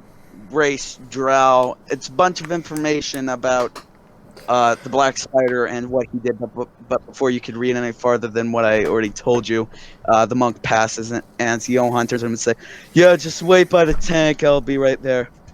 And continues walking you guys to the elevator, and he says, "Well, since you guys have been inoculated, Killian's probably going to be at the top of the elevator. If not, just wait at the door, and she should be there soon." Pavu is attempting to scratch the taste off of his tongue. You need some water? I got a water bottle here. You want to take is a it swig? fancy water that only the inaugurated can drink? You're already inaugurated, so that wouldn't matter. I know. No, it's just a water bottle. Okay. Yeah. It's kind of like that when I was... It's moon water. It's actually just normal bottled water. You are lame. Do you guys take a swig? It Not me. dissipates. No. Yeah. Unser loves the taste. Johan says, so I kind of ask this of everybody who takes a sip from the water. I call it drinking. You drank from the tank. So what did you guys think it tasted like? I think it kind of tasted like crab rangoon. Tastes like wood and well, my sand. friend, you see, I am a very heavy drinker. It was like Campari and Black Label together. Very delicious. Yeah, I see that. With a little bit of tiny hint of squid. Yeah. I felt like there was sand in there. Oh shoot! You might have gotten bedding. No, I'm joking. You got it. I heard that a couple times myself. Pavu, what about you? What was your tasting experience with the tank? We had an alcohol maker in my clan. He wasn't very good. This tasted like his worst brew that he ever did. I mean, yeah, it isn't really meant to be a fun drink. It's meant to be a drink you drink once and never have to drink again situation. Yeah, that was definitely once in a lifetime experience. That's kind of why we don't flavor it, because it is a once in a lifetime, and we kind of don't let you hooked on this, because we don't know what happens if you drink it too much. We don't know what happens at all. Unser does not mind being the guinea pig. You've never tested this before? Well, what if it gave you more power? Kind of just started. Or yeah. Kind of just Unser, where do I sign up? Unser will make you use his body. The director will want to see you upstairs. Just take the elevator, press the up button, and Killian will lead you to the director's chambers. And he turns around. He bumps his bracer against the elevator. The elevator opens up, and he says, "I'll catch you guys on the flip side." And he starts walking back towards the room. Well, nice. That was an experience. Unser traveled. Let's go, my friends. Let's go. Hold on, just a second. We need to talk about what we just did. The elevator doors start slowly closing. Fine, let's talk in the elevator, since that seemed to be a pretty long going up, and I push in. Yes. We just remember, my friend. It's common knowledge we already knew. No, I'm more talking about the implications of this. So, now, we are, quote-unquote, inaugurated. Yes. If we would want to, say, leave for any reason, maybe for, I don't know, maybe we don't want to put ourselves in bodily harm this much, and the fate of the universe as we know it. I kind of doubt they'll let us just walk out the door. I mean, what, we can always, I don't think they would, stop us, my friend. It's not like we can tell anybody what we see here. Still, that's got to be a massive security breach. We cannot, but we see. We can. How is it a security breach if we physically cannot tell or show them the things that we discovered? They're a secret society, right? Yes. Which is enforced by the static that we heard the first time. Well, we knew that it was a secret society. I kind of doubt that we can't say, hey, you see that moon up there? That's fake. And if you went up there yourselves, you could see. I kind of doubt they can censor that. Because moon, fake, all those are pretty common words. And if it's triggered by specific words and or phrases... Plus, we can always try... I'm just saying we need to be careful on how we go about this. Because we're in something much deeper than just going someplace and delivering some goods. Speaker at the top of the elevator dings, and the doors open, and Killian is there and says, you guys good? We are now enlightened beyond belief. I know all of the stars. I want to sign up to drink more shots. That's not what this job is. Well, I do not care. This is a side quest. Yeah, you just try to drink as many shots as you can. Can you understand me when I say, what is do this test already? You did? Yeah. The Phoenix Glove or whatever it was? Is that what that was? Fire Gauntlet. The Phoenix Fire Gauntlet, yes. Yeah, one of the Grand Relics, yeah. That was what you have in your backpack there, sir. Grand Relics. Follow me, the director will want to take care of that. Hold on, Grand Relics as in plural? This is mine. She turns around and says, yeah, as in plural. Are they all of the same caliber as this mind-melting gauntlet? Yeah, kind of. So if Unser, let's say, puts on the gauntlet, can I kill them? It will immediately kill you. Oh. We've seen two charred corpses, correct? So what makes you think that you would escape that fate? Because Unser is Unser, my friend. You do not know Unser as well. Unser, you can do anything you want. Yes, answering Unser.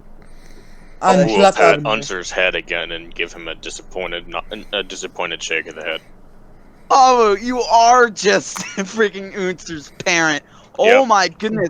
Yep, that's exactly what you are. Man, Pavu is the exactly what parent you trying are. to keep Unser in line. Mm-hmm. Or at And least Kellyanne from says, straying too far from the line. yeah, Kellyanne says, yeah, just follow me. Right. And the director will explain this a little bit in a little bit more depth than I did. She starts walking towards the door with the normal door that the other two guards are standing by, and she pats her bracer against the door, and she opens it and says, "Come on, let's go." Pavel will walk inside. He has a question he should that he wishes to speak. Unser also walks inside. And I'm assuming Turf is following as well. Yeah. Yeah, I'm staying in the back, just keeping a wary eye on everything. I'm right behind Papa and Papa Povu. Paul for As short. you walk in, you see this dais leading up to a sort of throne situation. It's a throne, but in front of this throne is a desk. It's not a royal throne room situation. It's more like a corner office, if you will. And We're looking at the man in the big chair. not man, woman. You see a woman in a white and blue dress. Really old. Not really. She's quite old. She has white hair. And she, in her hand, she has a white oak staff, and she says, "Oh, hello there, new recruits. I am the director, and welcome to the Bureau of Balance." Later, old woman. She says, "I'm assuming you've all been inoculated, and I'm almost certain you guys have questions about the first sentence.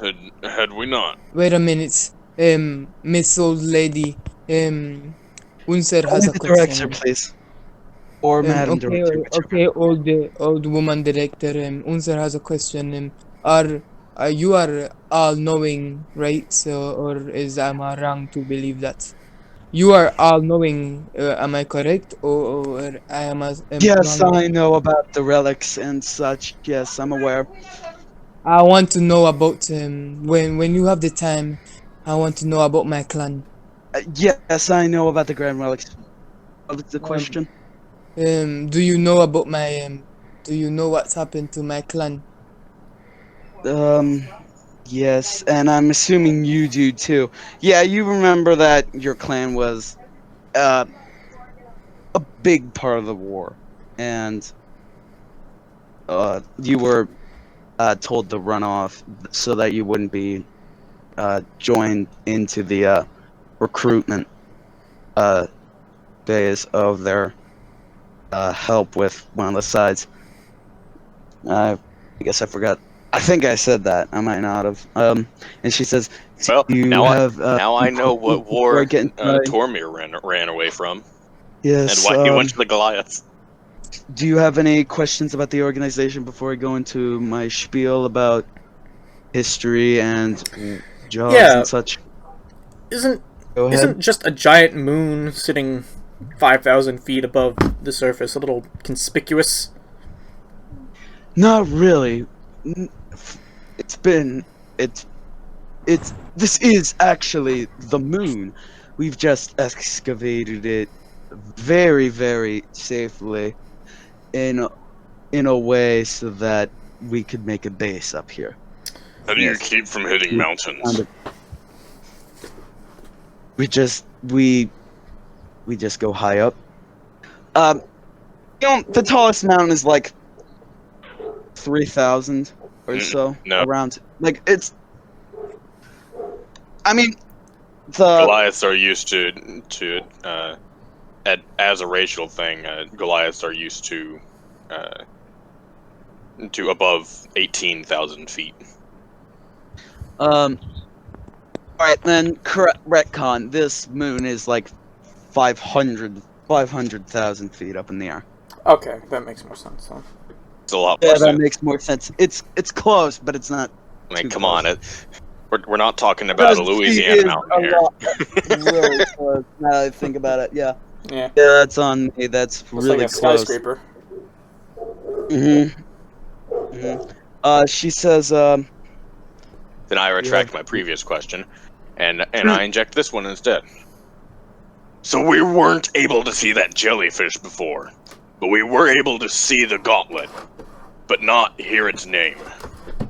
What the fuck was that about? Yes. That thing, the Phoenix Fire Gauntlet. You can hear me when I said that, right? I'm assuming yes. Yeah, Phoenix Fire Gauntlet, yeah. Yeah, that's a very powerful weapon that kind of is in a loophole in our situation. We can censor you from seeing the jellyfish, which is called the void fish, by the way. I just thought I'd say that. We could censor that, but we couldn't censor seeing the Phoenix Fire Gauntlet, or any of the other relics, for that matter. It's very, very convoluted and very complicated. I barely understand it, but just to boil it down simply, we just can't censor the site, but we could censor the name. Right. So, on the way over here, our guide, and I point to I keep forgetting her name. What's the orc's name? Killian. Killian. Yes, Killian. She's one of our best regulators. Yes. What's the regulator, my friend? She said that there were multiple relics. So, yes. Aside from this gauntlet, what other world-ending things are there? All we know is that there are 7 of them. We don't know what they are about yet. We have just recently started business. We've only been going for about a year or so. And you already have a moon excavated, huh? Well, we started operations a year ago. We had the moon excavated already. Right. For a different project. I was planning on a moon library, but I guess... That's no moon. Moon library, but I guess this is a better cause than a bunch of dusty books that no one's gonna look at, right? So she says, the Grand Relics were created by a society of very strong wizards and very strong people called the Red Robes. Multiple organizations such as cities, churches, mercenaries, and etc., attempted to claim them for themselves. This led to multiple battles and eventually a big war, which you have remembered. And once the fighting has subsided, we decided to erase the memories of their existence, so to prevent another war from happening again. There are 3 different roles within the Bureau. There are Seekers, whose job is to seek out any information regarding these uber-powerful relics. There are Reclaimers, which will retrieve and deliver the relics back to base, and the Reclaimer position is really hard to fill because because not a lot of people can resist the temptation of these relics. You're actually... You are weak. I wave around the gauntlet. She says, hold on there, Bronco. You're the 2nd, 3rd, and 4th one of these ever. First one of which was Magic Brian, the Black Spider, which is kind of forfeit his job, I guess, yeah. And then there were Regulators, whose job is to properly deal with anyone who betrays the Bureau and attempts to retrieve the relics and use them for their own personal reasons. Killian over there, and she points at Killian, is one of these things. She won't be working with you per se, but she will be with you on any missions that require to take care of somebody who has it in their possession. So do you have any questions about these things? So, what exactly are we going to be doing? I mean, you brought us here for a reason. You are going to be reclaimers. You are going to be recovering the artifacts after the Seekers have found them. Right. And but for per se, are there any benefits for doing this? Yes, monetary is, specifically? Yes, there is. Davenport! And you see a small gnomish man with a sort of a hand truck with a big lead ball on it, and he says, "And Davenport!" and pops open the top, and inside is nothing. And she says, just put the gauntlet in there, and we will destroy it, and then you will receive your payment." What is the payment? 600 gold piece apiece. 600 gold piece each. Make it 650, and I'll put it in. 600 sharp, or Killian will kill you. No negotiations, I'm afraid. 650, or I put it on, I blow up the moon. You might kill us afterwards, but you will have a lot of cleaning up to do. Pavu places his hand on top of Unser's head. and then shakes Unser's head. Pavu, do not touch. I'm trying to negotiate. Shush. She's clearly not in the mood to negotiate. No, I'm not. Thank you very much for telling your child this. Now, might I suggest that you quit before she lowers our price, yes? I throw the gauntlet. I throw it. I throw it into the thing. I don't place it. I throw it angrily. You throw it into the lead ball. He says Davenport and closes the lid and pulls it into the door he came out of, and he pushes the hand truck in, and he pushes the hand truck in, and the ball is, and then I'm sorry, I got confused. The door closes, and the director pulls a rope to a curtain, which opens up into this room that Davenport just walked into, and he pushes the cart in and starts to run out. He opens the door, runs out, shuts the door, and he sticks out his thumb and a thumbs up and says, "Davenport!" And the director pushes a button on her desk, and the lead ball rises up about to halfway in the room, and light starts penetrating this lead ball, and it's blindingly through the windows, and then the lights stop. The lead ball slowly drops, and it lands onto the hand truck, and Davenport opens the door again, pulls out the hand truck, and opens the top, and the gauntlet is gone. Right, I have a question. This is in character, by the way. Wouldn't it be better to try and remove the curse rather than just utterly destroying the artifact? If it's really this old and powerful, it seems like an awful waste, don't you think? No, hold up there, Bronco. I don't want you thinking that. These are way too powerful and cannot be used for anything else. They will corrupt and destroy everything. You're saying is remove the being which has infested it, causing all of this greed and shit. The being is kind of the gauntlet. The gauntlet is the being, and the being is the gauntlet. I can't really remove the being from the gauntlet. Right. Alright. It doesn't matter. Give me my gold. She says, yes, of course. Davenport! And And he says, Davenport, and walks across the room, goes into another room, and brings out a platter of sorts. And on this platter are 3 velvety, you assume they're fake velvet because they just look the way.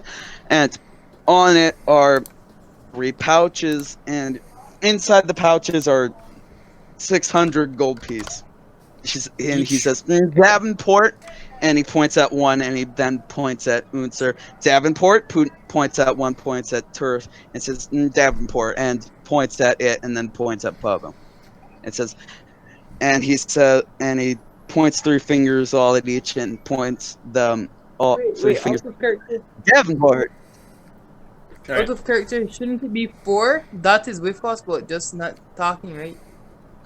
Yeah, 4. Yeah, Okay, 4. yeah. Well, I pick up the hefty sack of coin and put it on my belt to distribute later, and my personal sack, so I take my 600. Okay. I look at the old woman, and Unser wants to know something else. One more question before I go. Okay, go ahead. Is that that's a Pokemon, right? It only says its name over now. Okay, Georgie, that's Oh, it's no. It's a gnome. It's a normal person. It just when I found him, he seemed to not be able to say anything but his name, which is very odd. And she looks towards Davenport and says, "You're a good friend, bud." And he says, Davenport, and walks out of the room through the door you guys came in. No. You are you are lying. That is a Pokemon. But anyways. I want to put my head on. I want to put my hand on Georgie's head, and I'm shaking my head. Quite disappointed. Right. On the player's head, yes. I look up to the woman that we've been talking to and say, "So you buy magical items, wondrous and of sorts. I have." Well, not buy. It's more recover, destroy, and we pay whoever recovers them. Unser has one last question. You see this blowgun? No, I need darts. Do you have darts for this blowgun, my friend? Yes, we have an independent retailer called Fantasy Costco, and it is in the quad. But before you can do that, we have to take care of something else first. Right. But before that, I bring out the boots of striding and springing that I got a couple sessions ago. I have no use for this, and I doubt the rest of my party has. Okay, well, instead of dealing with the head of the organization, let's deal with the quartermaster or the shopkeeper. Where can I go to sell these? You're really speaking my language, Pavu. You are speaking my language. Right, and I pocket them again, and yeah. You just. And before we go, old lady, as a token of our thanks, here you go. This is from our group to you, and I take out the old pair of shoes and I throw it at her. That's from him, not our group. I take no responsibility in that. No, thank you. And she pushes them back towards you. You can take those and keep them. I don't care what you do with them. I just don't want them. And she says, all right. I'll give it to your Pokemon since you're so ungrateful. And she says, he's not in the room. Fine, just leave them here. I'll give them to him later. She says, now it looks like the only thing left to take care of is the test of initiation. Excuse me? The test of initiation. One last thing to make sure you are really worthy of working here. Right. But first, I need to ask you all a question. One at a time. Who among you are the strongest? Who is the smartest? And who is the bravest of you three? Oh, well, I would say Pavu would be the strongest, the yeah, wisest, Yep, the that wisest, the smartest would be Turf, and the bravest that would be Pavo as well. I'm a basic. I'm basic. Oh, you have to take one. Oh, what? I Take one of am the wisest, not necessarily the smartest, but the wisest of our group. I'd like to say. I have no clue what Dot's stats are. We're just ignoring Dot for the time being. Okay. Gave us So- workspaces. Who's the strongest? Who's the smartest? Who's the bravest? Oh, okay, 3. Well, But I guess well, Unser would be the bravest. Yes, I am. The Not out of bravest. will, just out of sheer stupidity. Yeah. I So, kissed, fine I line to kissed the walk. devil and slapped him afterwards. Alright. I mean, come on. You wanted to eat a slime. Slime, that was not slime, my friend. That was jello. I will not tell you again. Right. So what A exactly do nice these big trials entail? Pavo's own slaps him in the face. Ouch! Do not do that. He's face palming. Oh. No, Pavo is face palming himself. He's not hitting Unser. All right. So, Pavu's the strongest. Turth is the smartest, and Unser is the. So Pavu's the strongest. Turth is the smartest, and Unser is the bravest. Yes. I suppose that would be correct. Might I ask, A, what do these entail, and B, are we going to have any time to prepare ourselves for this? They entail where you will be during the test, and you have about 5 seconds time to prepare. And she pulls out her chair and thumps the staff on the ground, and you guys fall unconscious. Oh shit. I don't really need a rest. Well, Yeah, you guys are full anyway. You didn't fight anything since the ride. I have spells that I might want to. We'll see. Let's refill those. Let's refill everything. Okay, so You're at- is this considering a long rest so I can re-prepare different spells that might help me in this? Yeah, sure. Okay, cool. For some reason, I was under the impression that that in a long rest we would get more than 6 hit points in one spell. You get all of your stuff back. Are you hitting long rest or short rest? Yeah, I'm just refilling you so that you are on the playing field. And have Unser, you all wake up at the same time. I'm just gonna give it in the order it's written here. Unser, you wake up on a dusty floor in a small circular arena with 3 large iron gates surrounding it and a stone pillar in the center. The room is about 80 foot by 80 foot, and from here you can see an alcove and the sky and a sky bridge from here. Smartest was Turth. Turth, you wake up on an alcove 20 feet above the arena that has a vantage point on the arena and the sky bridge. You are strapped into a mounted cannon at the controls of it. And Pavo, you wake up on a sky bridge that is located 20 feet above the arena and about 80 feet in length, 6 feet wide. The sky bridge has glass walls along the side, allowing you to view the arena. And at both ends of the bridge are large metal doors, and in the middle of the sky bridge is a metal pedestal with a big red button. And you hear Skoom! And hello? Check 1, check 2, can you guys hear me? What kind of sick game is this? The test of initiation. I just want to make sure everybody can hear me. Turth, you can hear me? Yes. Guys, where? What? This is the test of initiation, and if you were all to work one-on-one with these challenges, you would most certainly not survive. First off, we have Unser. Unser, you will be tasked with retrieving 3 gemstones. Each is located on an ogre, and when each gemstone is retrieved, grants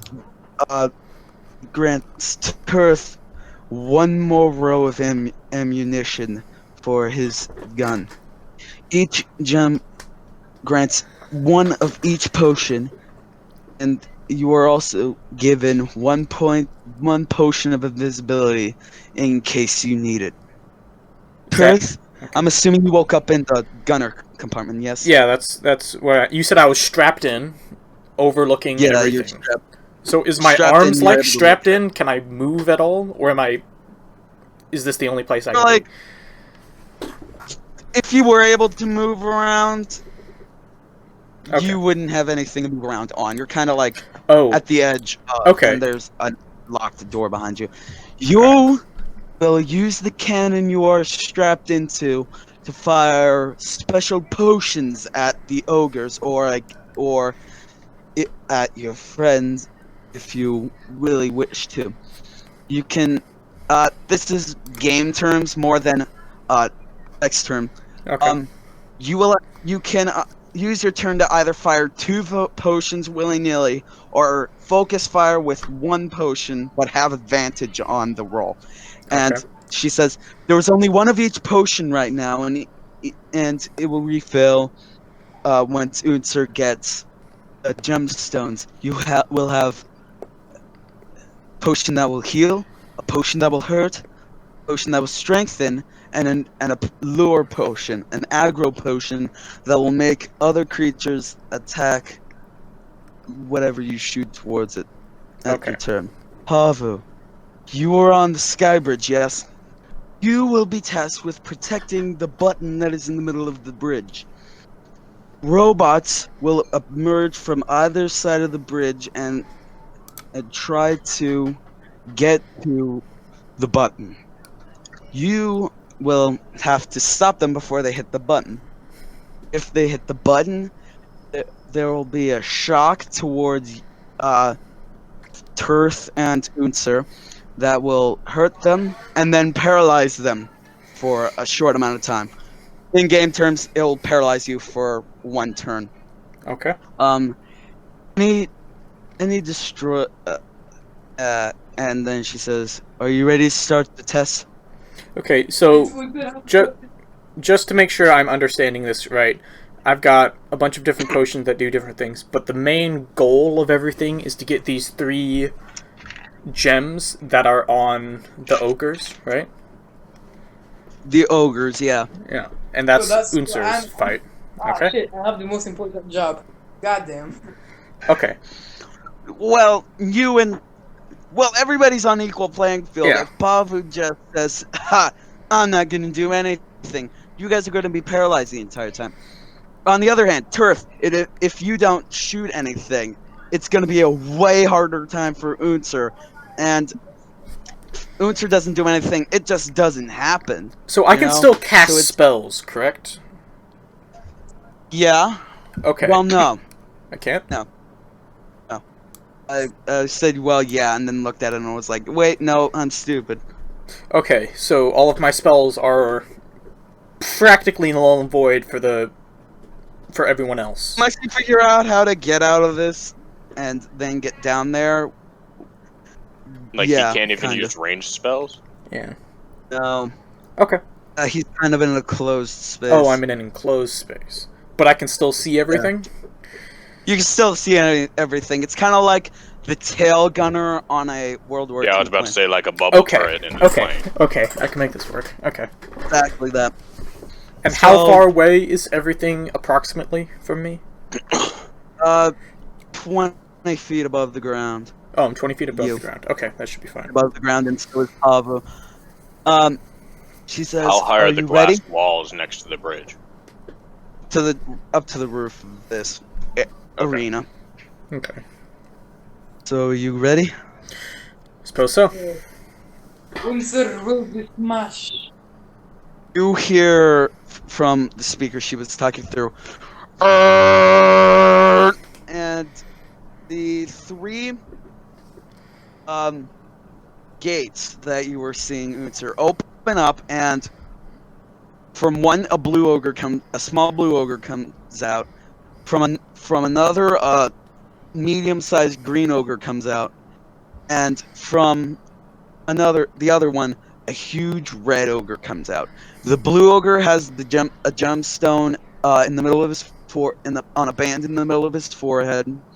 The green one has a gem around the chain, a chain on his neck, and the red large ogre is the only one wearing clothes, and it has like one of those fishing vests that have like multiple pockets, and you cannot see any gem on him. I already have an order set up, so we're not that rolling initiative? possible, so you won't have to roll for initiative. Okay. First up is Pavu. But nothing really happens. On either side of the thing, doors open.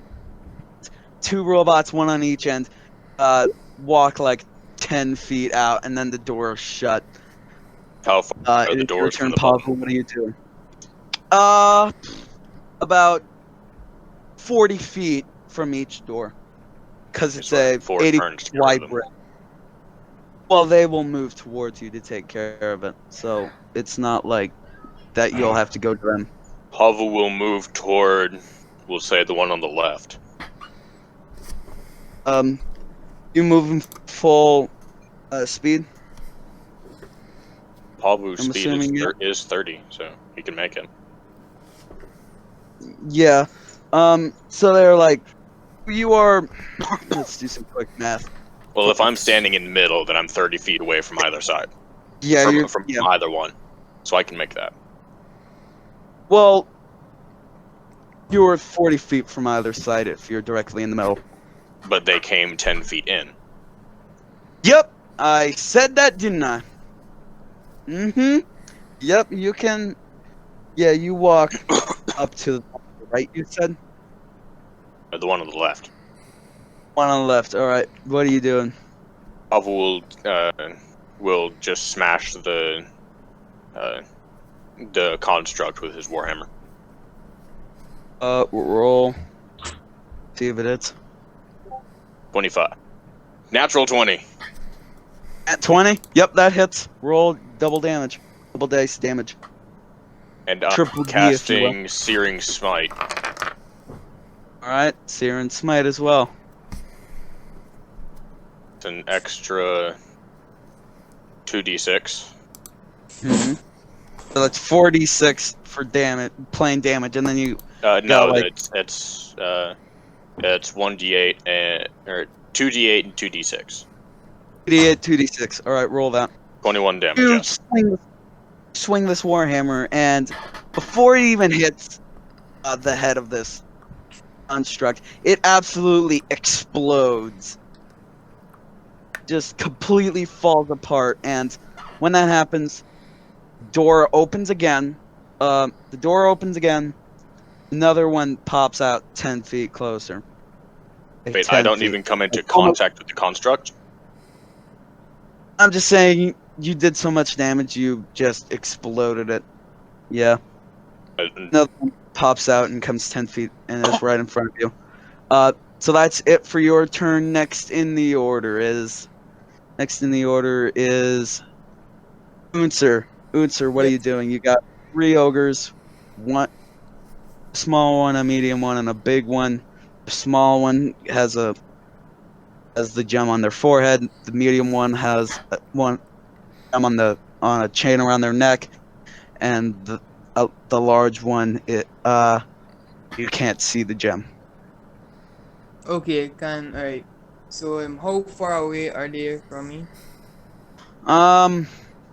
They just exited the gates, so I'm gonna say you're on the opposite side of the arena. So like 35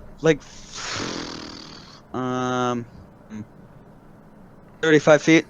35 feet. Okay, so I travel around. Let's see. I travel 20 feet. right? I go 20 and then feet towards which one? 20 feet towards the one towards with the chain. The one with the chain. the medium-sized one. Yes, the medium I'm gonna sized one. call him the small one. The small one's the blue one. Yes. The medium-sized one is the green one, and the large one's the red one. I'm just gonna call them blue, green, or red. Right? Okay, For so like simplicity. I go 20 feet up to the green one. And I grab my hand axe and I chuck it, aiming for his chin, as in to cut it off. Roll to see if it hits. 13. 13. Yeah, that hits. Roll damage. Does it cut off the chain? Oh, the chain. You're aiming for the chain. Just roll damage. Yeah, just roll damage. Oh, roll damage. Okay, and then I do. Just to find out if it cuts I the chain. do 8 damage. I do 8 damage. It kind of chinks it. There's a nice wedge in this chain, but nothing more than a wedge. Okay, and then with my other hand axe, I do the same thing. Roll to see if it hits again. Yeah. Motherfucker! Oh shit, never mind. Yes, I got 11. I only said it barely hit for the 12 because I thought you were attacking the ogre, but you're attacking the chain. So yeah, that hits. That hits. Roll damage. Yeah. And I did 8 damage again.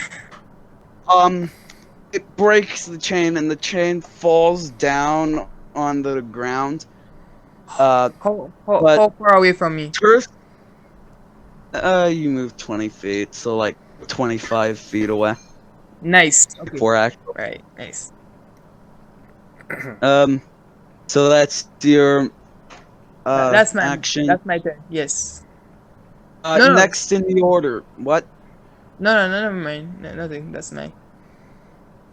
Next in the order is Kurth. You're in this gunner compartment. You have a heal, a hurt, a strengthen, and an aggro. Still. Okay, so you said I was. Cut the chain. There are like 3 rows of potion vial ammunition sort of slots. Okay. When he cut the chain, they didn't fill. Okay. So, I'd like to look at myself and see how am I strapped in specifically to this. Am I like restrained at the arms? Am I restrained across the midsection? It's kind of like a seat belt across your chest, and then you have like your arms strapped to the arms with your hands holding on to these aiming things. Right. You have enough movement. You have enough movement with your arms that you can aim. Are there any like locks or visible things that are keeping me there? Like, nope. A belt? Okay. No, it's just straps and the gun. Okay. And how far away, roughly, am I from the ogres? They are 100 feet away. Okay. You're 20 feet in the air, and they're on the complete opposite side of the thing, of the arena. Okay. 100 feet. And how far away are Pavu and Unser from me? Pavu is 40-ish feet away from you. 40-ish feet away from you, and Unser is like about 65 feet. Okay. Well, I'm going to look at all of my buttons and say, well, you said I could do either 2 potions or 1 potion. You said I could fire 2 potions or 1 potion with advantage, right? Exactly. If I do the 2 potions, can I aim where they go, or is it just random? You aim where they go. Can I fire 2 potions at the same target? Yeah. What 2 potions? This is just me thinking ahead. At the moment, I'm going to press the harming potion button and aim it at the blue one was the smallest, right? The blue one's the smallest. Alright, I'm going to say, let's see what this You're does. shooting him. only one. I'm shooting only one at the moment. Only one. I'm shooting the harming potion Okay, at the blue one, and I'm only doing one, so this is with advantage, correct? What do I add to my roll? Roll to see if it hits with advantage. What do I add to it, though? Like, normally with an ability roll or something, I would add, like, my dexterity or something. You don't add anything to it. It'd be more like you're attacking this thing, so just roll to see if it hits with advantage. Okay. You're certainly not proficient in 11 and 16. So 16 is the highest. 16 hits. The hurting potion does 2d10 plus 5 damage, so roll that for me. 2d10 plus 5. It's 13. 13 plus 5. Wait, no.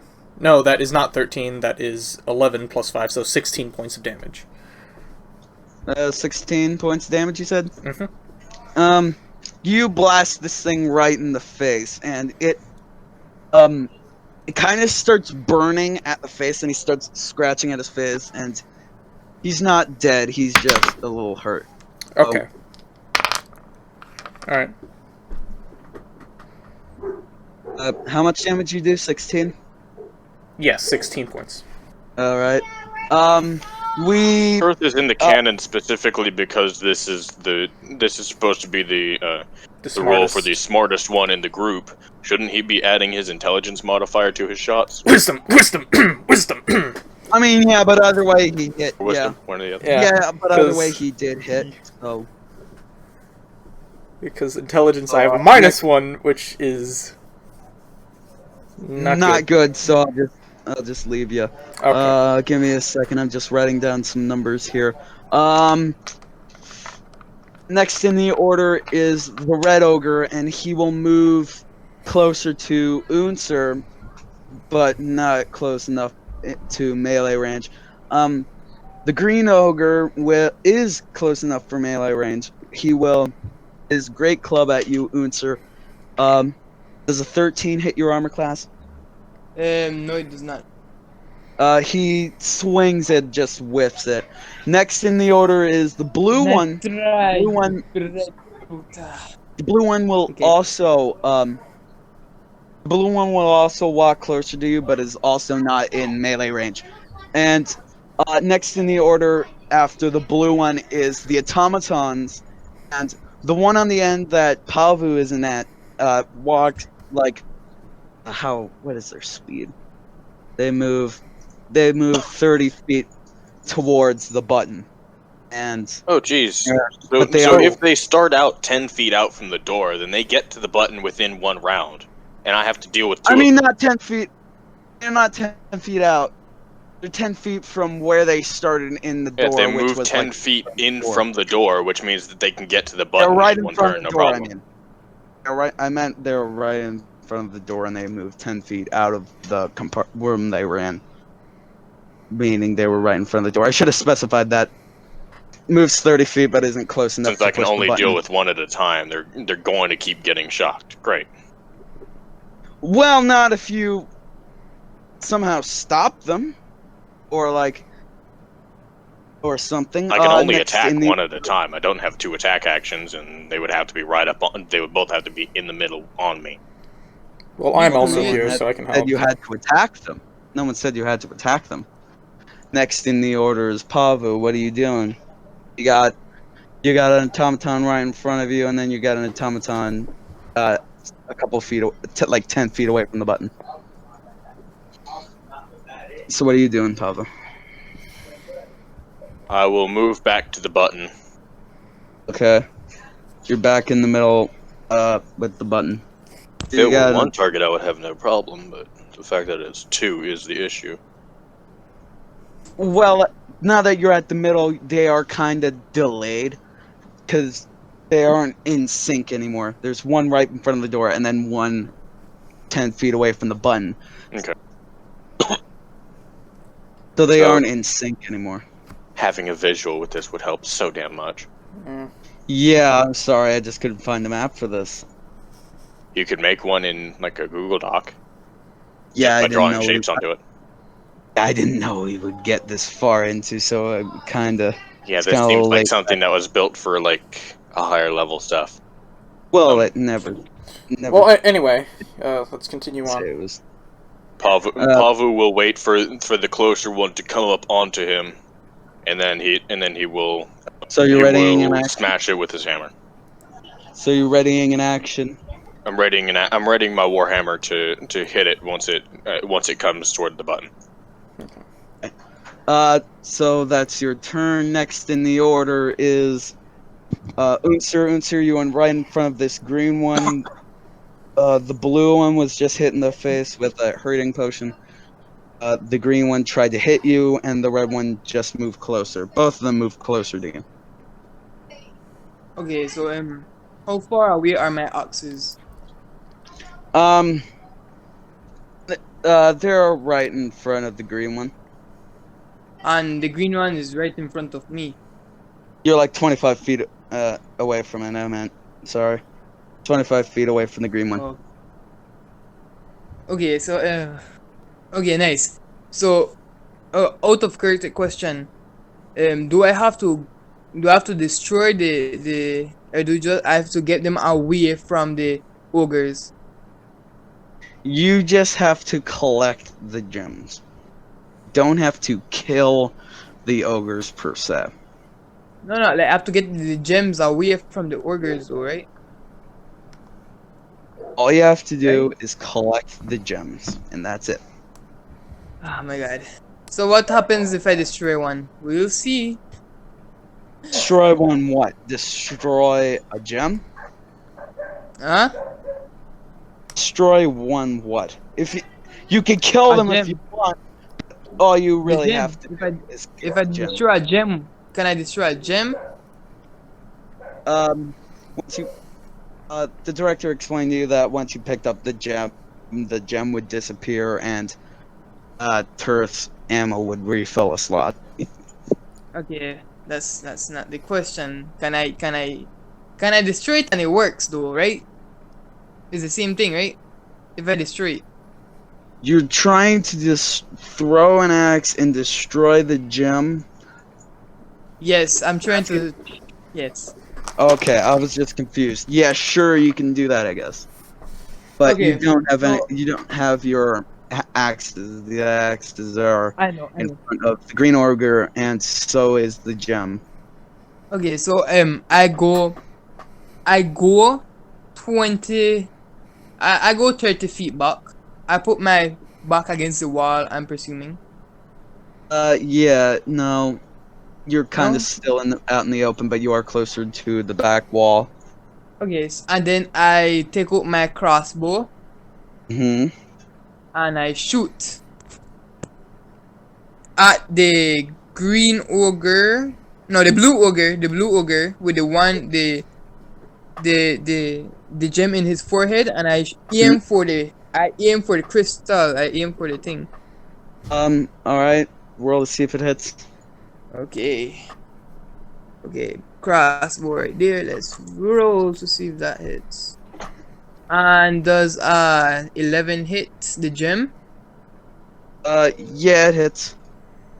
And then I roll damage, and I get no need. You shoot the gem that kind of explodes in front of his head, and Turf, a slot for each fills up, so you have 2 of each potion, except for the hurt potion, which you only have 1 of. And the blue ogre isn't harmed at all by the shot. He's kind of like, "Oh man, that's bummer."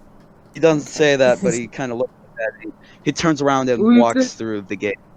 You hear, "Burp." Okay, nice. Unser is the MVP. Okay. And that's my end of turn. That's end of. Wait. Actually, let me see something. Okay, yeah, that's the end of my turn. Continue. Next in the order is Turf. Okay. Turf, what are you doing? So the red ogre has a bunch of pockets on him, but we can't see the gem, correct? Right. You're assuming it's in one of those pockets. And the yellow ogre, which is the medium-sized one, has it on a necklace? In the green, you mean the green ogre? The green one, sorry, yeah, has a necklace. Or No, Yes. I chop off the necklace Oh, already. no, the necklace has been chopped off. oh, and so is the blue in one. front of the green. So Blue The one. blue one- The blue one's gem has been destroyed. okay, and the So necklace. only the big one is left. It's refilled some ammo. So for your where's gun. where's the green gem? Where's the green ogre's gem? On the floor, right in front of the green ogre, along with two hand axes of Unser's, Yes. which he used to chop off. So the gem is currently on the ground. So I am going It's currently to. on the ground in front of the ogre. Let me just double check this. Constrictor, channel vending, duplicity. Okay. Okay, so 30. So I'm going to invoke duplicity and put my duplicate where Unser is. How far away can your duplicate be from you? It can be 120 feet from me, Ah, but it appears 30 feet from me, but it can go up to 120 feet from me. So I'm going to pop it down near Unser. it's on the ground, right underneath you. It's on the dusty ground and right underneath you. All right, and I'm going to cast Mage Hand from it. And it appears it can go 30 feet from where it's cast, and where it's being cast from is my duplicate. So in theory, if I cast my duplicate 30 feet away from me, I can cast Mage Hand 60 feet. So I'm going to cast it 60 feet away from me. Hopefully that's far enough. I can pick up the gem and try and bring it over to Unser so he doesn't have to get close to it. Yeah. So did that work? It's like, yeah, that's close enough. Okay. You're like, but it's close enough. I don't care about 2 feet. Yeah, you scoop up this necklace with your mage hand, and I'm assuming you're throwing it towards Unser. Yeah, I'm going to try and somehow get it towards Unser so he can pick it up and claim that as his own. Alright, Unser, do me a favor and roll a dexterity saving throw, I guess, to see if you can. If not, then it's close to you anyway. I got a 12. 12, you said? Yes, 12. You fumble it a little bit, but it's like 10 feet away. It's way closer than it was before. But your axes are still there. Yeah, my Your axes axe is still in front of the thing. That was Green Ogre is still doing fine. That was my turn.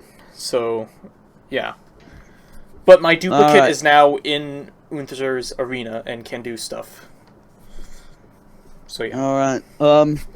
Next in the order is the Red Ogre, who will try to get closer to Unser. The Green Ogre will try to get closer to Unser. Blue Ogre's out. The automatons both move. The automaton by the door walks 30 feet out, and the one that is walking up in front of you walks up in front of you and bumps your shield, which I'm assuming triggers your ready action, Pavo, for the war attack. Alright, I'm gonna quickly go do something that. real quick. I'll be back, though, hopefully before my next turn, okay? Okay. Okay. Alright, 14. So 14, you said? Correct. Yeah, that hits. Roll damage. 5 damage. When you swing it, it also just explodes underneath your automaton, your hammer. It explodes under your hammer, and once the automaton you destroy explodes, the doors open up, and another one walks out in front of the door, and the door shuts behind him. So next in the order, I'm going to move to the other side of the button. Okay. It is your turn, so you can do that. So let's see here. What can I 10 take? feet away. I'm trying to figure out what I could take as a bonus action here. So the automaton didn't try to attack me at all. No. Okay. Also, I ought to say this. You did a ready action. That wasn't your turn. This is now your turn. So you don't have to look for that was the ready action, and now it's my turn. Now it's your turn. So I have another attack. Another attack, yes. You also have movement. 10 feet away to your left is the automaton, and then you got 40 feet to your right, another automaton that just left the door. I'm going to... Okay. So the other automaton just left the door, yes? The other automaton just left the door, yes. It's just the fact that there are two of them that's giving me so much issue, because as soon as I destroy this one, then they're going to line up again. This wouldn't be nearly as much of an issue if another one didn't come out as soon as I destroyed one. Like, say, if they waited until their turn to come out. Yeah, but that wouldn't be nearly as much of an issue, but... They aren't nice little kid robots. They're big adult robots that can do what they want. They don't have to wait for their turn. I will back this one with my shield. The one that's 10 feet away from the button. So you're walking up to it for Correct. 10 feet. Roll to hit. 8. That doesn't hit. You kind of like push forward and it doesn't really hit them. You still have 20 feet of movement if I'm correct. With 20 feet of movement, because I need to keep myself between him and the button. So I'm gonna do. So you're just gonna stay there? Are you gonna ready an action, or are you just? It's an action to ready anymore. Oh, you're right. You can only ready one action. I'm sorry. Yeah. Well, I mean, so, I just used my action to attack it and failed. Yeah. Right. Next in the order is Unser. Unser, 5 feet in front of you is a necklace with a gem. Hold up. Is it? What kind of an action is it to say take out a rope? Take out a rope. Bonus action. Okay, then I will take the rope off the side of my pack. Okay. I'm back. Sorry. That's alright. Unser's turn right now. So. Okay. So I do. Okay, so I walk up 10 feet and I grab the crystal. That's my first move. Wait, is that the action? Is that an action? Grabbing crystal is not an action, no. Okay. You just do it.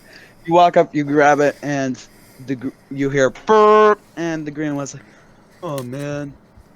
Turns around and walks into the gate. Nice.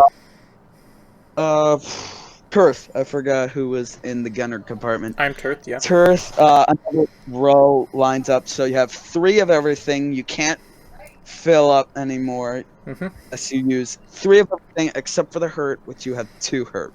Yep. So, you still have an action, Pavu. And not Pavu, and sir, sorry. Okay, okay. First of all, I would like to do. What do I do? What do I have to roll? Perception. I presume to see if I can, check where the crystal is on the big red one. That would more be investigation, and you'd have to be close to it. Okay, so I run up closer to the red one then. You can't see anything. At where you're at right now, you can't see anything. Can I run closer to the red one and check then? 30 feet, but 30 feet. Okay. You run 30 feet, you're like 30 feet away from this ogre, so. You see that one of the pockets, the upper right pocket, is a little bit more poofed out than the rest of the pockets. Nice. But you're not sure because of a crystal or because of something else. So I want to fucking aim my crossbow at that. At the pocket. Yeah. All right. Roll a few for hits. I roll a 1 plus 2 equals 3. So a natural 1. Yes, a natural 1. Woof. You aim like way too high, and it shoots straight up into the air, and then Okay. flies, and it thunks against the glass of the sky bridge and just falls down and plants itself into the ground like Okay. 15 feet from you. I want to use action surge. You can take one additional action turn. You can be used one time per short rest. I want to do that. Okay, you do that. And then I want to ready my crossbow again and shoot again. Roll again. I got a 18 plus 2 equals 20. Not 20, I'm at 20. 30, 20. All right.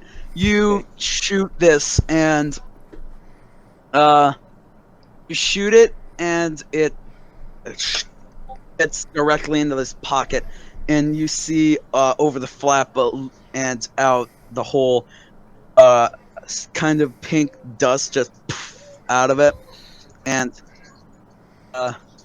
you hear the red ogre,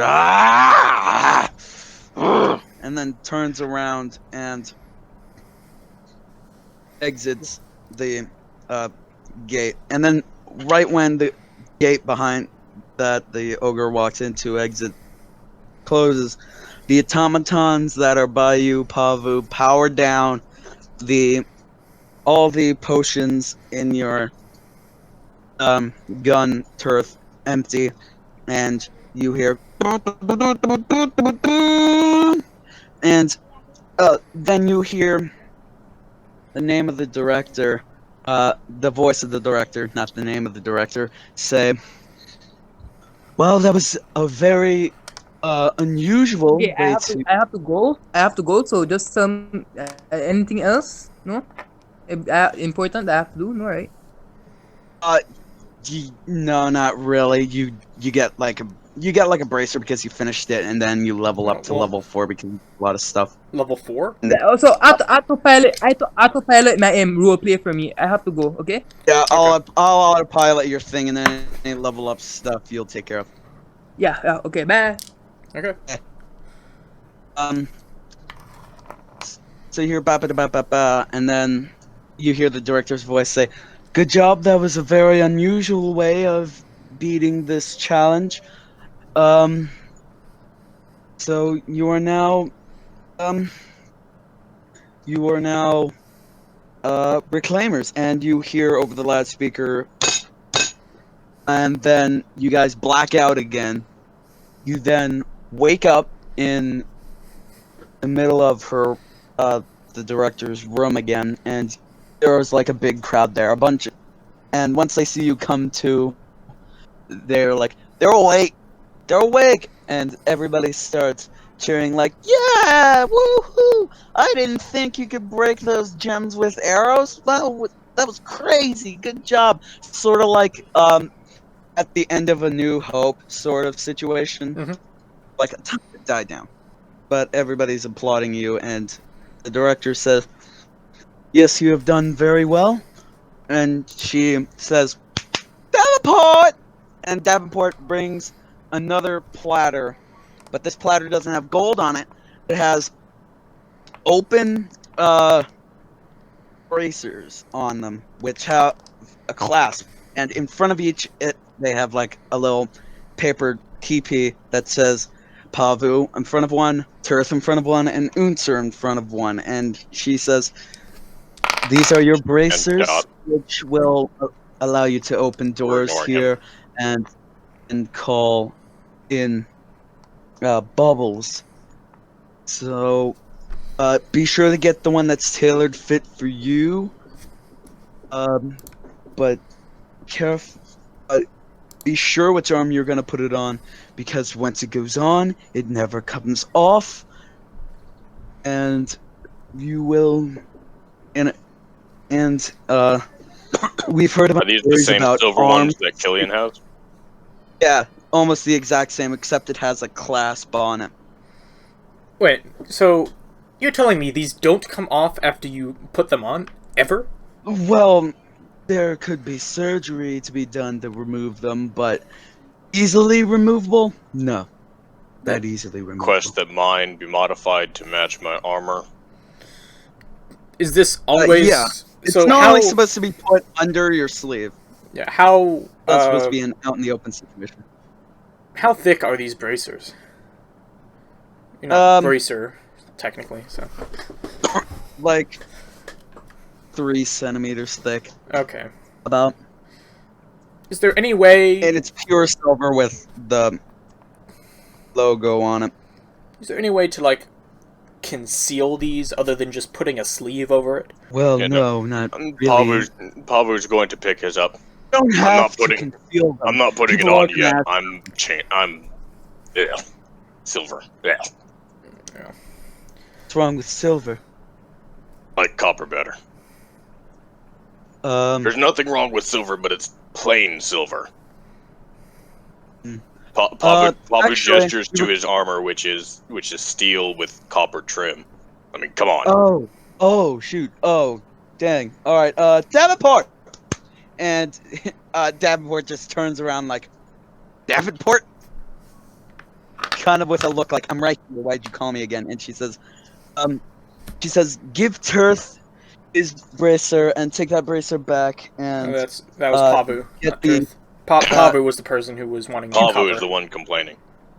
Yes, I know.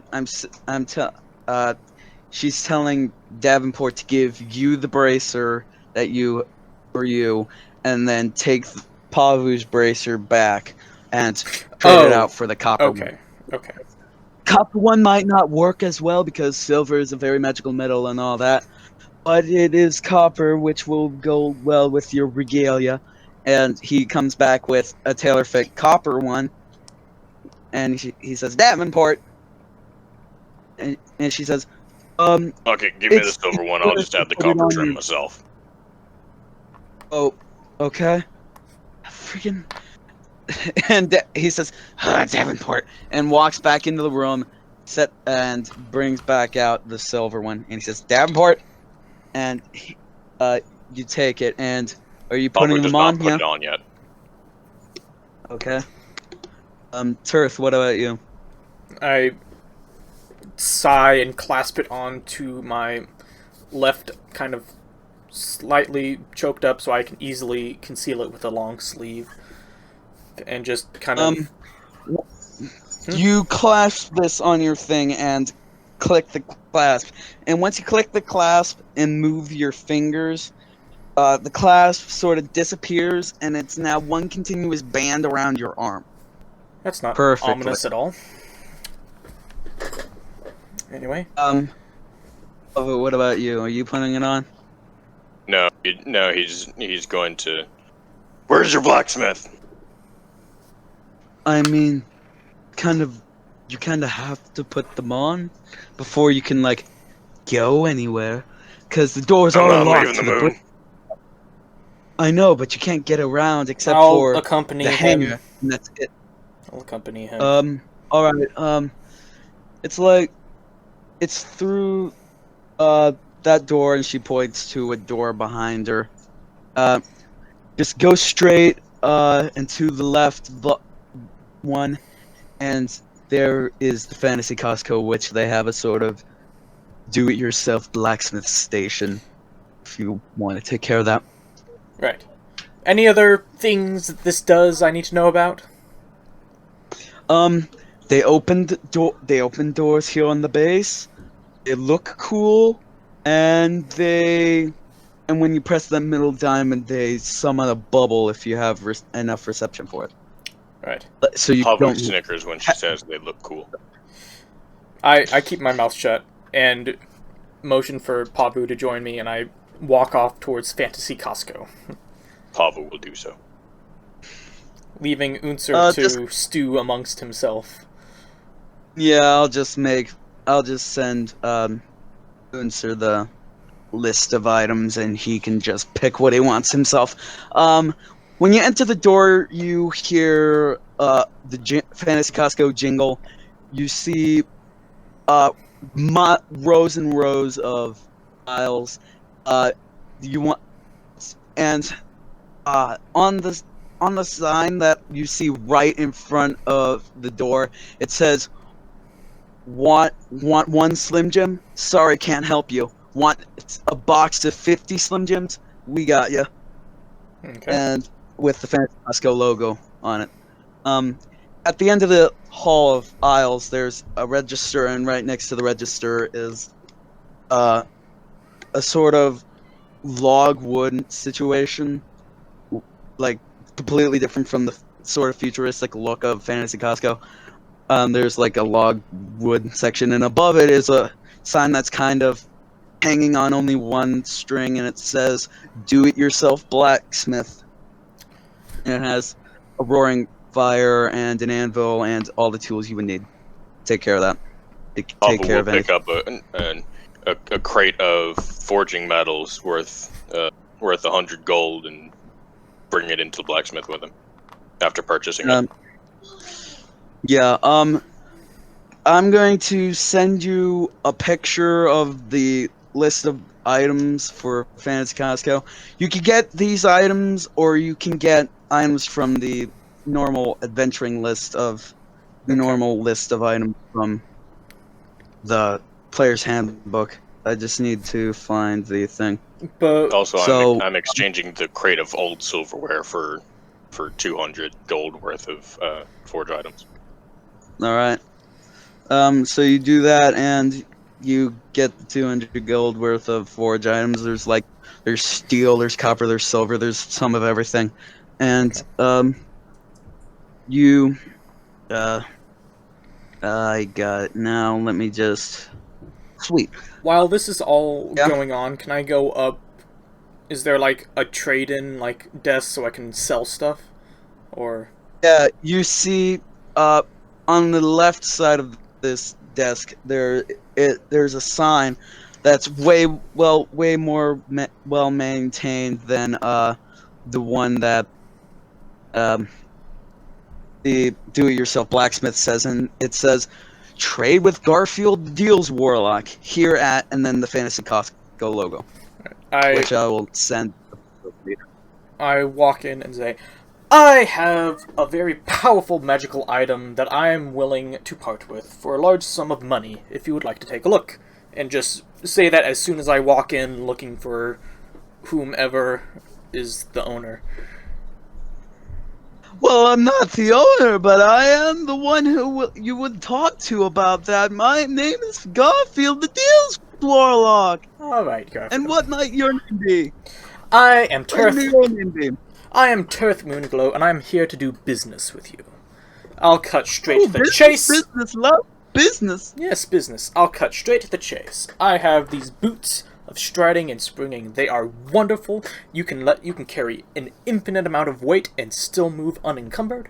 You can jump super far, and I am willing to part with these very powerful magical items for a decent fee. But alright, I'll take those off your hands, but first I will need you to battle me in a battle of wits and wagers. So what we're gonna do is, it's a charisma contest. You're gonna roll a charisma check. I'm gonna roll a charisma check. And if you win, you get what you want. If Garfield wins, you don't. And if it's close, depending on how close. So if I lose, does he just take the boots and give me nothing, or do I not sell No, if them? he loses, he won't take the boots. Okay. So, roll charisma. Oh, man. That's 9 for my charisma. Oh, it's gonna suck?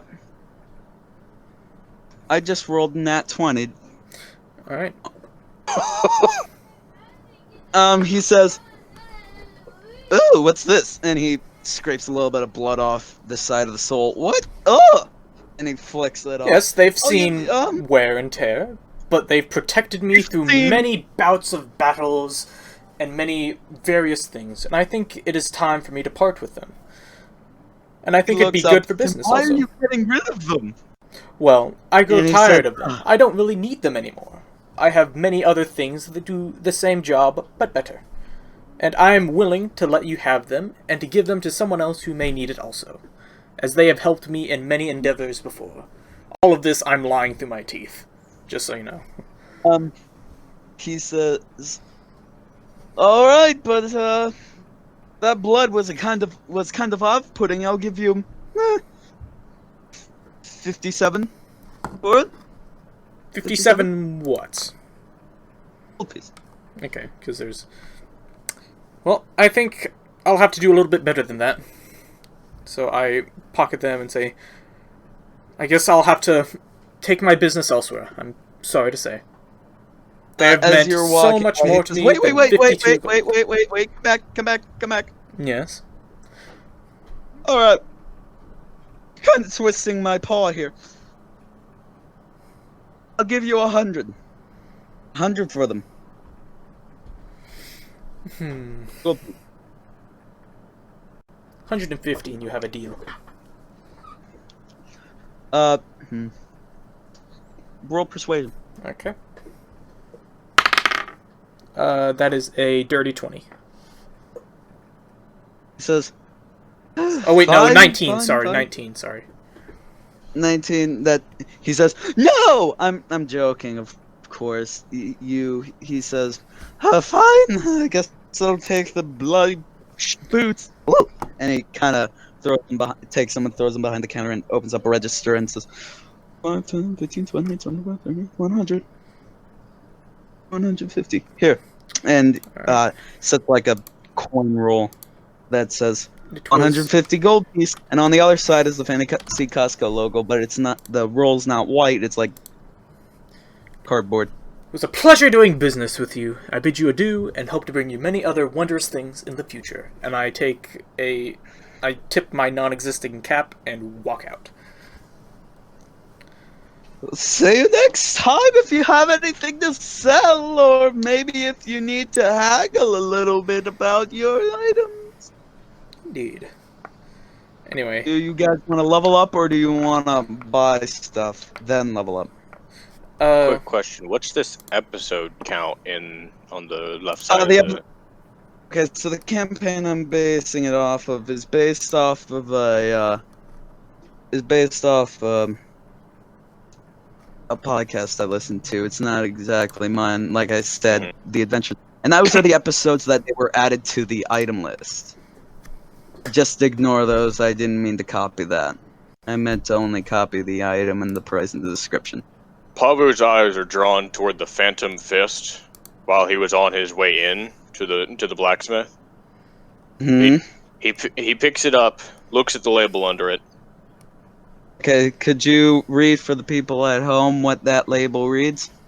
Makes your unarmed strikes more powerful and grants them the ability to knock enemies backwards. And in game terms, adds a d4 damage to unarmed strikes and knocks back 15 feet on a hit. It is 600 gold piece. It's called the Phantom Fist. I absolutely take back what I said whenever I bought 100 gold worth of forge supplies. Yeah, I'm fine with that. Pavel will pick the glove up and bring it to the counter. The guy there, there's no person there. There's like 2 registers, and Garfield from his section at the Trade with Garfield section says, "Oh shoot! Why is this still open? No one else works here." And he opens the door, flies through the door, and then shuts it. It clicks off a light and says, "Yes." Wish to purchase this item. Ooh, the Phantom Fist, a very popular item. As you saw, it was almost sold out. There were like 3 or 4 left. Actually, wait. Oh, that's the last one. You are a lucky boy. 2 others on the counter. Or on the shelf. 2 others? Oh, alright then.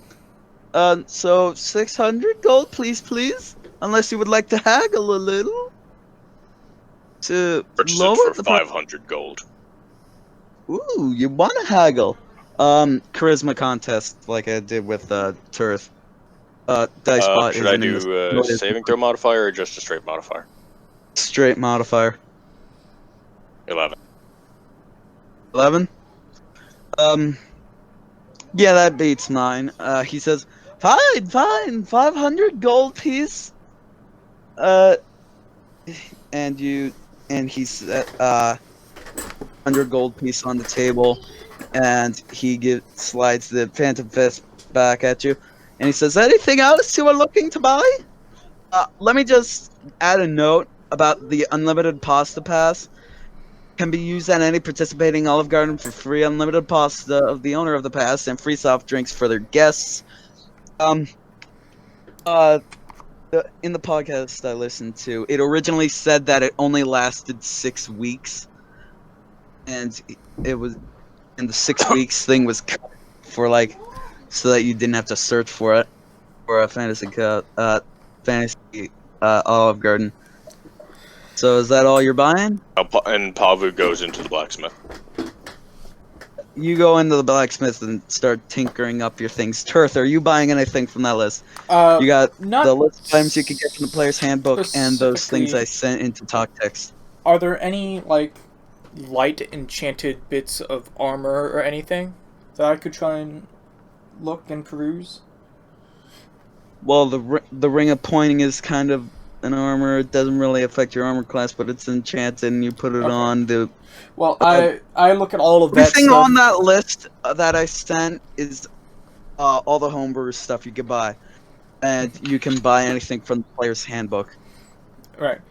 Well, I look at that and just kind of shake my head, nothing really catching my attention, and go into the leatherworking aisle, and I try and find some studded leather armor. Mm-hmm. And I try on quite a bit of studded. Yep, studded leather, and I try to kind of get one that fits me pretty well and see if they have it in green. Do they have it in green? Like studded leather, or is it just plain leather? They have it in the most ugly hey guys, what you doing? Possible. Hey, you're back, bud. Yes. So basically, you put it on, nothing else What? happened. We're at Fantasy. Let's go right now buying stuff. What did I do? Wait, what did I do? You put on a bracer that kind of locks and unlocks doors and calls the bubble, like Killian has. You got your membership card. Okay. List I sent.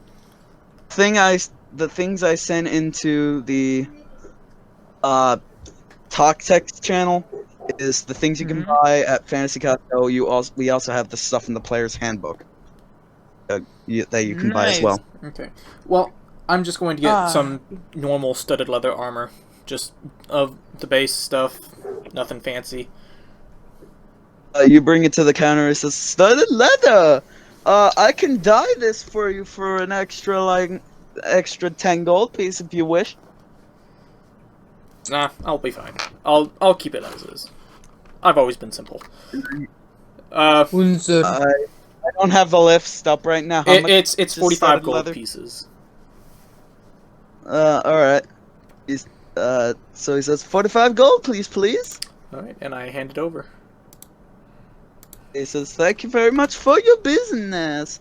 Please, write this stuff down. And if you get homebrew stuff, just DM me and I'll message you the link to the item." Yeah, I'm gonna add the stud leather.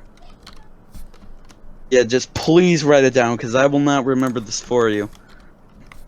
So, Pavu, you're not looking at anything else. My friend. He says, "Yes, I'm Garfield. Nice to meet you, dear sir." Yes, you are annoying. Please shut up. I see in your menu. Here you do not have any darts. Do you have darts? Maybe in the back room? He says, hold on a second, and he dives underneath the desk. The list I sent are the homebrew stuff you can buy. You can buy the stuff from the normal player's handbook. So you can just buy darts there as well, if you want. Oh, but no specialized darts. He says, "All right, found a book that might help you a little, and he pulls out the book. It's 100 gold piece. It's called How to Make Infinite Ammo for Your Blowgun.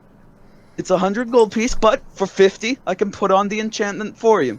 150, I'll put on the enchantment for you. 125, and I'll give you 125 and a potion of invisibility, my friend. Oh, I forgot to mention, you don't keep that potion of invincibility. That was meant specifically for the challenge. You can battle me in a battle of wits and wagers to see if you were able to save you some money. I'm not trying to be mean, I'm just trying to save you some sponduli, my man. Oh, okay, you win. Here's 150 gold. Yes. Your blowgun now has infinite ammo, which means let's get rid of just completely ignore the ammo list. Okay. You don't have a number of ammo anymore. What Maybe later you status can. ammo? How is status ammo going to be dealt with? What I came to agree upon with you guys, session 0, I guess you don't remember. You have the amount of ammo you have, but if you use it all, you're done with. You can't use that weapon anymore for the fight. But after the fight, you pick up all the ammo. So basically, Unser can infinitely use his blowgun. Need to worry about number of ammo. So can he just declare a status effect that he's using with that dart? Unser, what enchantment did you put, my friend? He said, infinite blowgun ammo. Maybe later. He taps you on the head. Maybe later, I can possibly get you some enchantments that you can put on the ammo. But for right now, all you got is infinite. I apologize. Wait, so I paid 150 gold for it. Didn't you say 100 gold without the enchantment and 150 with the enchantment? 100 gold for the book for you to enchant yourself, and you would have to make an Arcana check, and if you failed, it was basically a waste of 100 gold. But for 50 more, he put the spell in the book onto the blowgun. Okay, how about this, my friend? Give me the book, and I'll give you do the enchantment and give me the book, and in total it's 250, right? No, I was gonna give you the book anyway. It's not like you need it anyway. Okay, no problem. 150 it is. But if you want to pay 250 gold piece, I could totally do that. No, I'm good. I'm healthy. Don't worry about it, my friend. Alright, so anything catching your eye on that Humber list, sir? Or Pavu, I guess? Yes, you did, Pavu. wait, I'll get to that. Alright. Okay. So after we're done shopping, I'll make you guys level up. My friend, I see you have a wand of switcheroo, but it costs how can I say 1,300 gold, right? Am I wrong in saying that? No, you're not wrong. It is quite a powerful item. Okay, my friend, we work in the same organization. Am I not wrong? Am I wrong? So yes, you are quite wrong. I am an independent retailer. I'm not at all linked to the Bureau of Balance. Okay, but you live here, you work here, you come here every day. Yeah. What of it? Yes. Yes. Or no? Yes. So listen, it's not like I'm gonna run away. This is my home base and thing. How about I give you a down payment of 5, and you I pay you the rest later. So you want an installment plan? Yes, yeah, you can even make it so I pay. So in total, I can pay 2,000 if you want. I'll be equal with you. 130 gold piece. Let's say 10 gold piece a visit, unless you have enough to finish off the balance. Wait, what? No, it's 1,300 out of character. 100. No, 1,300. That's what I meant to say. I'm sorry. Okay. So yes, I'll give you 10 gold piece per visit, unless you have enough to pay off the rest of the balance. I'll give you 500 now, and the next time I'll come, I'll give you around 300, and the next time I'll come, I'll give you the full amount. He sticks out a sort of phantasmal paw. It's kind of opaque, but still physical. He says, "We got ourselves a deal here, folks." Okay. I give him the 500. You just palm it into his hand. He says, Yes. "That's not what I was sticking my hand out for, but whatever." He opens up the register and pops it in, and he closes it up. He says, "Anything else you would like to see?" No, I am broke at the moment, my friend. I'm good. Oh, that sucks. Would you like to sell anything? I can buy stuff from you too. Ooh, you want poison darts? Depends. How poison are these darts? 1d4. Give you. Which is a lot better than the 1 damage that they normally do. Yeah. Actually, never mind, my friend. You know what? Yes, I'll keep those. Yes, I'm good, my friend. Thank you for the for doing business with you. My pleasure. Welcome, sir. Please visit me again at Fantasy Costco when you get the chance. I have So to are you visit guys? you. I owe you money. Yeah, you're all. This is your first lunar interlude, and you were already owing money. So are you guys done shopping? You want to level up? Can I Okay. quickly go to Yep. that guy that he was talking to and say, I saw you did Filled the deal spoiler. enchantments. Do you do enchantments on any other things? Depends on the item. Some things just can't be enchanted, and some things I don't have enchantments for yet. So it Well, quite depends on what you need. just bought this excellent set of studded leather armor from this fine establishment. Yeah. I was wondering if you could put a pretty basic enchantment on it to protect me a bit more. Is that something you would be able to do? This Like is a something deal. that Pavo can do on his level up. Is something Pavo can do, Sue. But that's 500. But that's 500 50 gold. gold piece, I'll give you the booklet on how to do it. 100 gold piece, I'll do it for you. And what And give you credit, I this? What specifically does this do? Is this going to be just a simple +1, or? Yeah, I'm gonna. Yeah. Does the set of leather armor make you have disadvantage on stealth? I'm assuming no. No, it's a light armor. So yeah, like +1 to AC. Alright, and he wants 50 gold for it? Bonuses.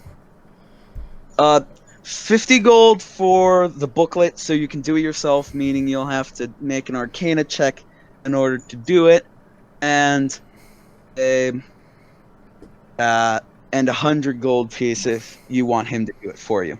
I say, okay, can you also do it on this? And I put my battered old shield in front of him. For another 100? You've got yourself a deal. And I hand him 200 gold, and... Thanks. And he slides it into the register, and he takes your items, and he sort of like does that stupid I'm fake going down steps behind the desk sort of situation. You know what I mean? Yeah. He does that, and you hear some clanging around, and he says, "Oh, my fur!" And you smell it, the small scent of burning hair. And he comes back up. He's got like a burn on his cheek, and he says, "Here. I normally don't do 2 items at a time here, but here, your clothing and your shield." And he wipes sweat off his bird forehead. Okay. So I got a +1 studded leather and a +1 shield? Yeah. Okay. So, are you guys done shopping, or do you want to shop for a bit more? Okay. Yes, I asked them one more question. Okay, so as you know, guys, I am new, so I just wanna ask them. Do you have any better axes for me or no? We have normal axes. Again, I could charge to give you either a booklet or up it myself. Oh, how much will you charge just to upgrade my axes? Your axes? What are you looking for your upgrade? Just more damage? Yes, more power, my friend. More, let them be like Zoro's swords. So cutting. He Very says 50 gold piece for the booklet to do it, and 100 if you want me to do it for you. Like I said, God if fucking you damn. get the booklet, you have to make an Arcana check in order to do it yourself. Like Okay. D and C that I decide later. And anybody want to lend me unser shouts to Pavu, lend me 100 gold. Didn't you get 600? Actually, never mind. Yeah, you just got 600 from doing our job. He also just bought. Also bought. What did he buy? He's bought the wand of I purchased the and Phantom Fist. dead. So He my purchased- 600 gold, I brought him down to 500. So I just used up most of my 600. Okay. Yeah. Okay, no, you just here 50 gold, and I give him 50 gold. Give me the book. From I'll your do it myself. space pocket, where are you getting 100? Where are you getting 50 gold? I have 71 gold left. Oh, you do? Yeah, Yeah, alright. I just from gave him our 500 original on my job, he paid 571. us. So. Oh, right, Yeah. right. Yeah, I completely forgot you guys had other money. Does Yes. Sure, and he hands you a 25-page long booklet, and on the front it says, DIY +1 battle axe. Battle. No, I have a hand axe, not a fucking battle axe, bro. It's the same thing. Oh shoot! Wrong one. Sorry. He takes back the booklet. He hands you one hand axe booklet. Okay, nice. Okay, my friend, what is your proof? What is your knowledge in Arcana? I tell that to Turf. I'm more of a divine person. I don't do with the arcane so much. I deal with more of the divine magics. So okay, so let's put it in perspective. Let's say we had plus something on our skills. Just imagine what plus would you have? It would be a -1 character from. Oh, okay. I see. How about you, Pavu? Tell me. Jesus. It's not that I deal with the arcane, but this is said over the ringing of an anvil, where Pavu is working on his gauntlet, which he has not put on yet. Okay. His bracer, yeah. So if you would have a number, Pavu, what would it be? 0. 0. Okay. It looks like I'm the most arcanistic person. Is that a word? I hope so. We have no clue about Dot. Yeah. We have no clue about Dot at the moment. Are you okay? Do you see me? Here. I'm not sure, guys. I'm not sure what. Oh, okay. Shut up. I do not understand what you say. Well, I have I have a +1. I mean, hypothetically, I have a +1. So fuck. I'll do it myself. Billy is one of our Doing it party now, that or are you has gonna the do it highest later? intelligence. Jesus fuck. Wait. So I have the book, right? Out of character. I have the book. Can I do it on my 2 hand axes or only one? You can do it on both hand axes, yeah. Since they make 2 halves of the whole. Okay, guys. Gotta do something quick. Let me just mute quick. I gotta go grab a charger because my computer's going. Okay. Okay, guys. I'll do it now. Fuck it. Let's see. Camera. Cause yeah.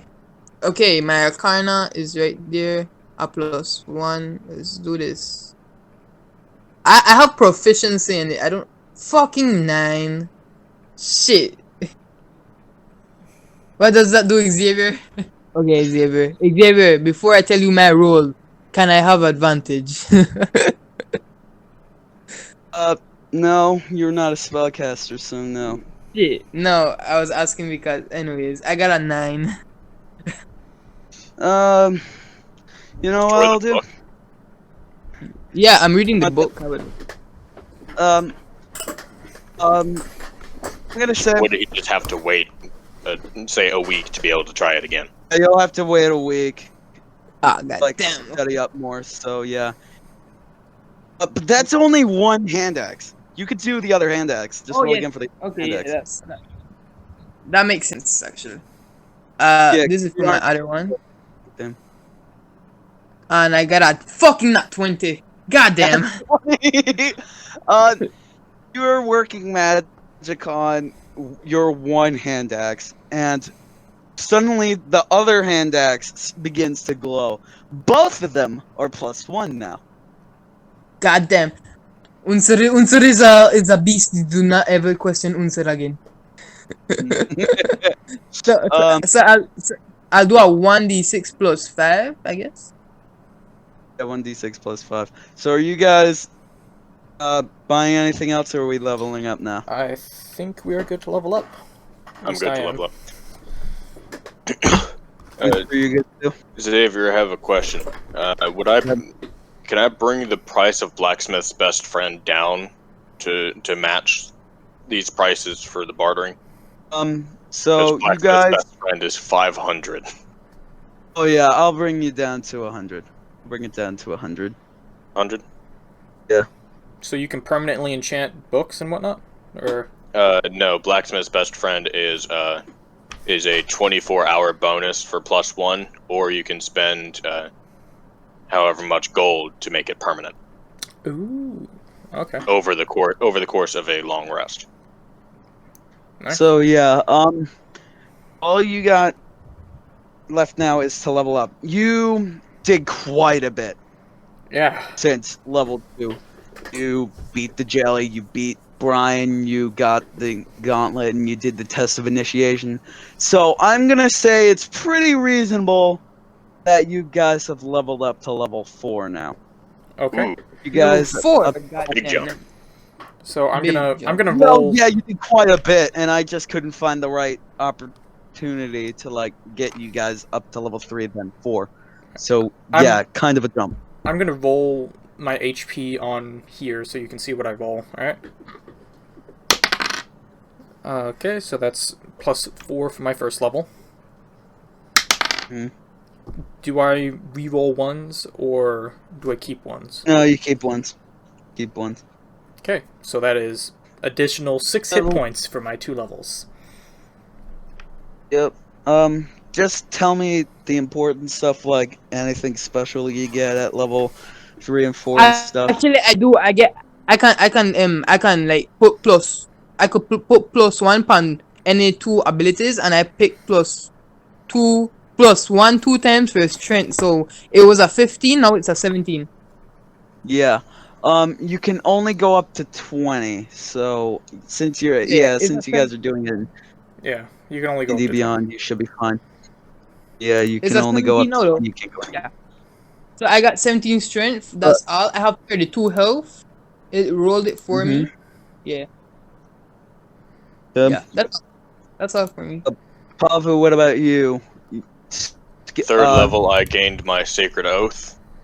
But you Which picked is- Oath of like the blacksmith or something, right? Oath of the Forge. Oath of, yep, that's the one. Sure, And you grab got, the like- right one. Yep. Of course, So- it is a little bit different. And And- yeah, this is a homebrew one. So at 3rd level, I gain Hellish Rebuke and Burning Hands in my spell list. I gain 3 Channel Divinities. One is Eyes of Steel. Your expertise in blacksmithing allows you to see and call out a weak spot in a creature's armor. Choose a creature you can see. Make a perception check. DC equals the target's AC. On a success, the target loses 1d4 AC. Ooh, that's interesting. 1d4 AC for everybody? I'm I assuming, guess yeah. if I call it out. That's Yeah, cool. The AC is No just the way. overall thing, so it would affect everybody. who attempts to hit it. Blacksmith's moly, best that's friend. cool. Well, I mean, you gave Wait, approval. are you a You're a blacksmith, right? Forge. I mean, Pavu. Correct. Pavu. Pavu. For And free, my Pavu- friend. Give me better armor for free, my friend. That's kind of not how it works. Apologize, but it costs money to get the materials. Oh well, I give materials. You do work for free. How about that? It is totally not like slavery. No. Blacksmith's best friend. You summon the magical anvil. You can spend 1 hour with the anvil to give a weapon an extra 1d8 damage, or give a piece of armor plus 2 AC for the next 24 hours. You can spend 8 hours with the anvil and 100 gold worth of forging supplies to make this effect permanent. The anvil disappears. Oh, I didn't read the entire thing. So, like, yeah, 100 gold is way too little. I didn't read the entire thing. I only read the beginning and, like, the gold requirement. 1d8 damage, that's a lot. So, Yeah. Is that not a +1? let's be in the middle, 300 gold piece. 300 Would that gold. not be a +1 for, say, my equipment? Yeah. So how about I change it to 1 damage die? So that it would be like smaller for smaller things. Ooh, I get How an about additional cantrip. damage die times 100? It's supposed to be either a temporary or a permanent +1, and you just made a +1 for 100 gold yeah. in this shop. Yeah. But it depends on the item, really. Because it depends on the item and what you want from it, so yeah, 100. But since you're we'll say maybe 100 per plus. 100 per plus, yep. That sounds right. I think it should go exponential, because a +3 is much better than a +2. So... Is it not +3 damage die as opposed to the +2 damage die? When you're enchanting it... Well, never mind. I'm talking about armor. Sorry. Would that be +2 AC? Or no, I guess that would be +1 AC each. So, Yeah, I'll bring that up to 300, yeah. Yeah. Seems kind of fair. Earth, Unts, or anything important you guys got for levels 3 and 4? I got access to level 2 spells, and I got an ability score improvement, which was nice. But yeah, that's about Cool. Did you put the ability score improvement into? I put 1 point into wisdom, so I now have an 18 wisdom, which is a +4, and +1 in my dex, so it's 17, so it's still +3. Give you guys a hint. I feel like I should do this at the end of every lunar interlude after level up and sort of thing. I think I should give you with like a very vague hint about the next part of the story, and get like viewers More hyped up stuff. and everything. That wasn't all I had. Yeah, I have to go again, guys. Alright. I'll just Pago tell also gained Artisan's Blessing. Starting at the beginning of a short rest, you conduct a ritual to your deity that grants you the ability to craft a finished or unfinished item that is at least part metal. The item is completed at the end of the rest. The object can be worth no more than 100 gold pieces per part, and as part of the ritual, you must expend metals such as coins or other finished items with an equal value to the item you want to make. The item can be an exact duplicate of a non-magical item, such as a copy of a key. If you process the key, if you possess the original during your short rest.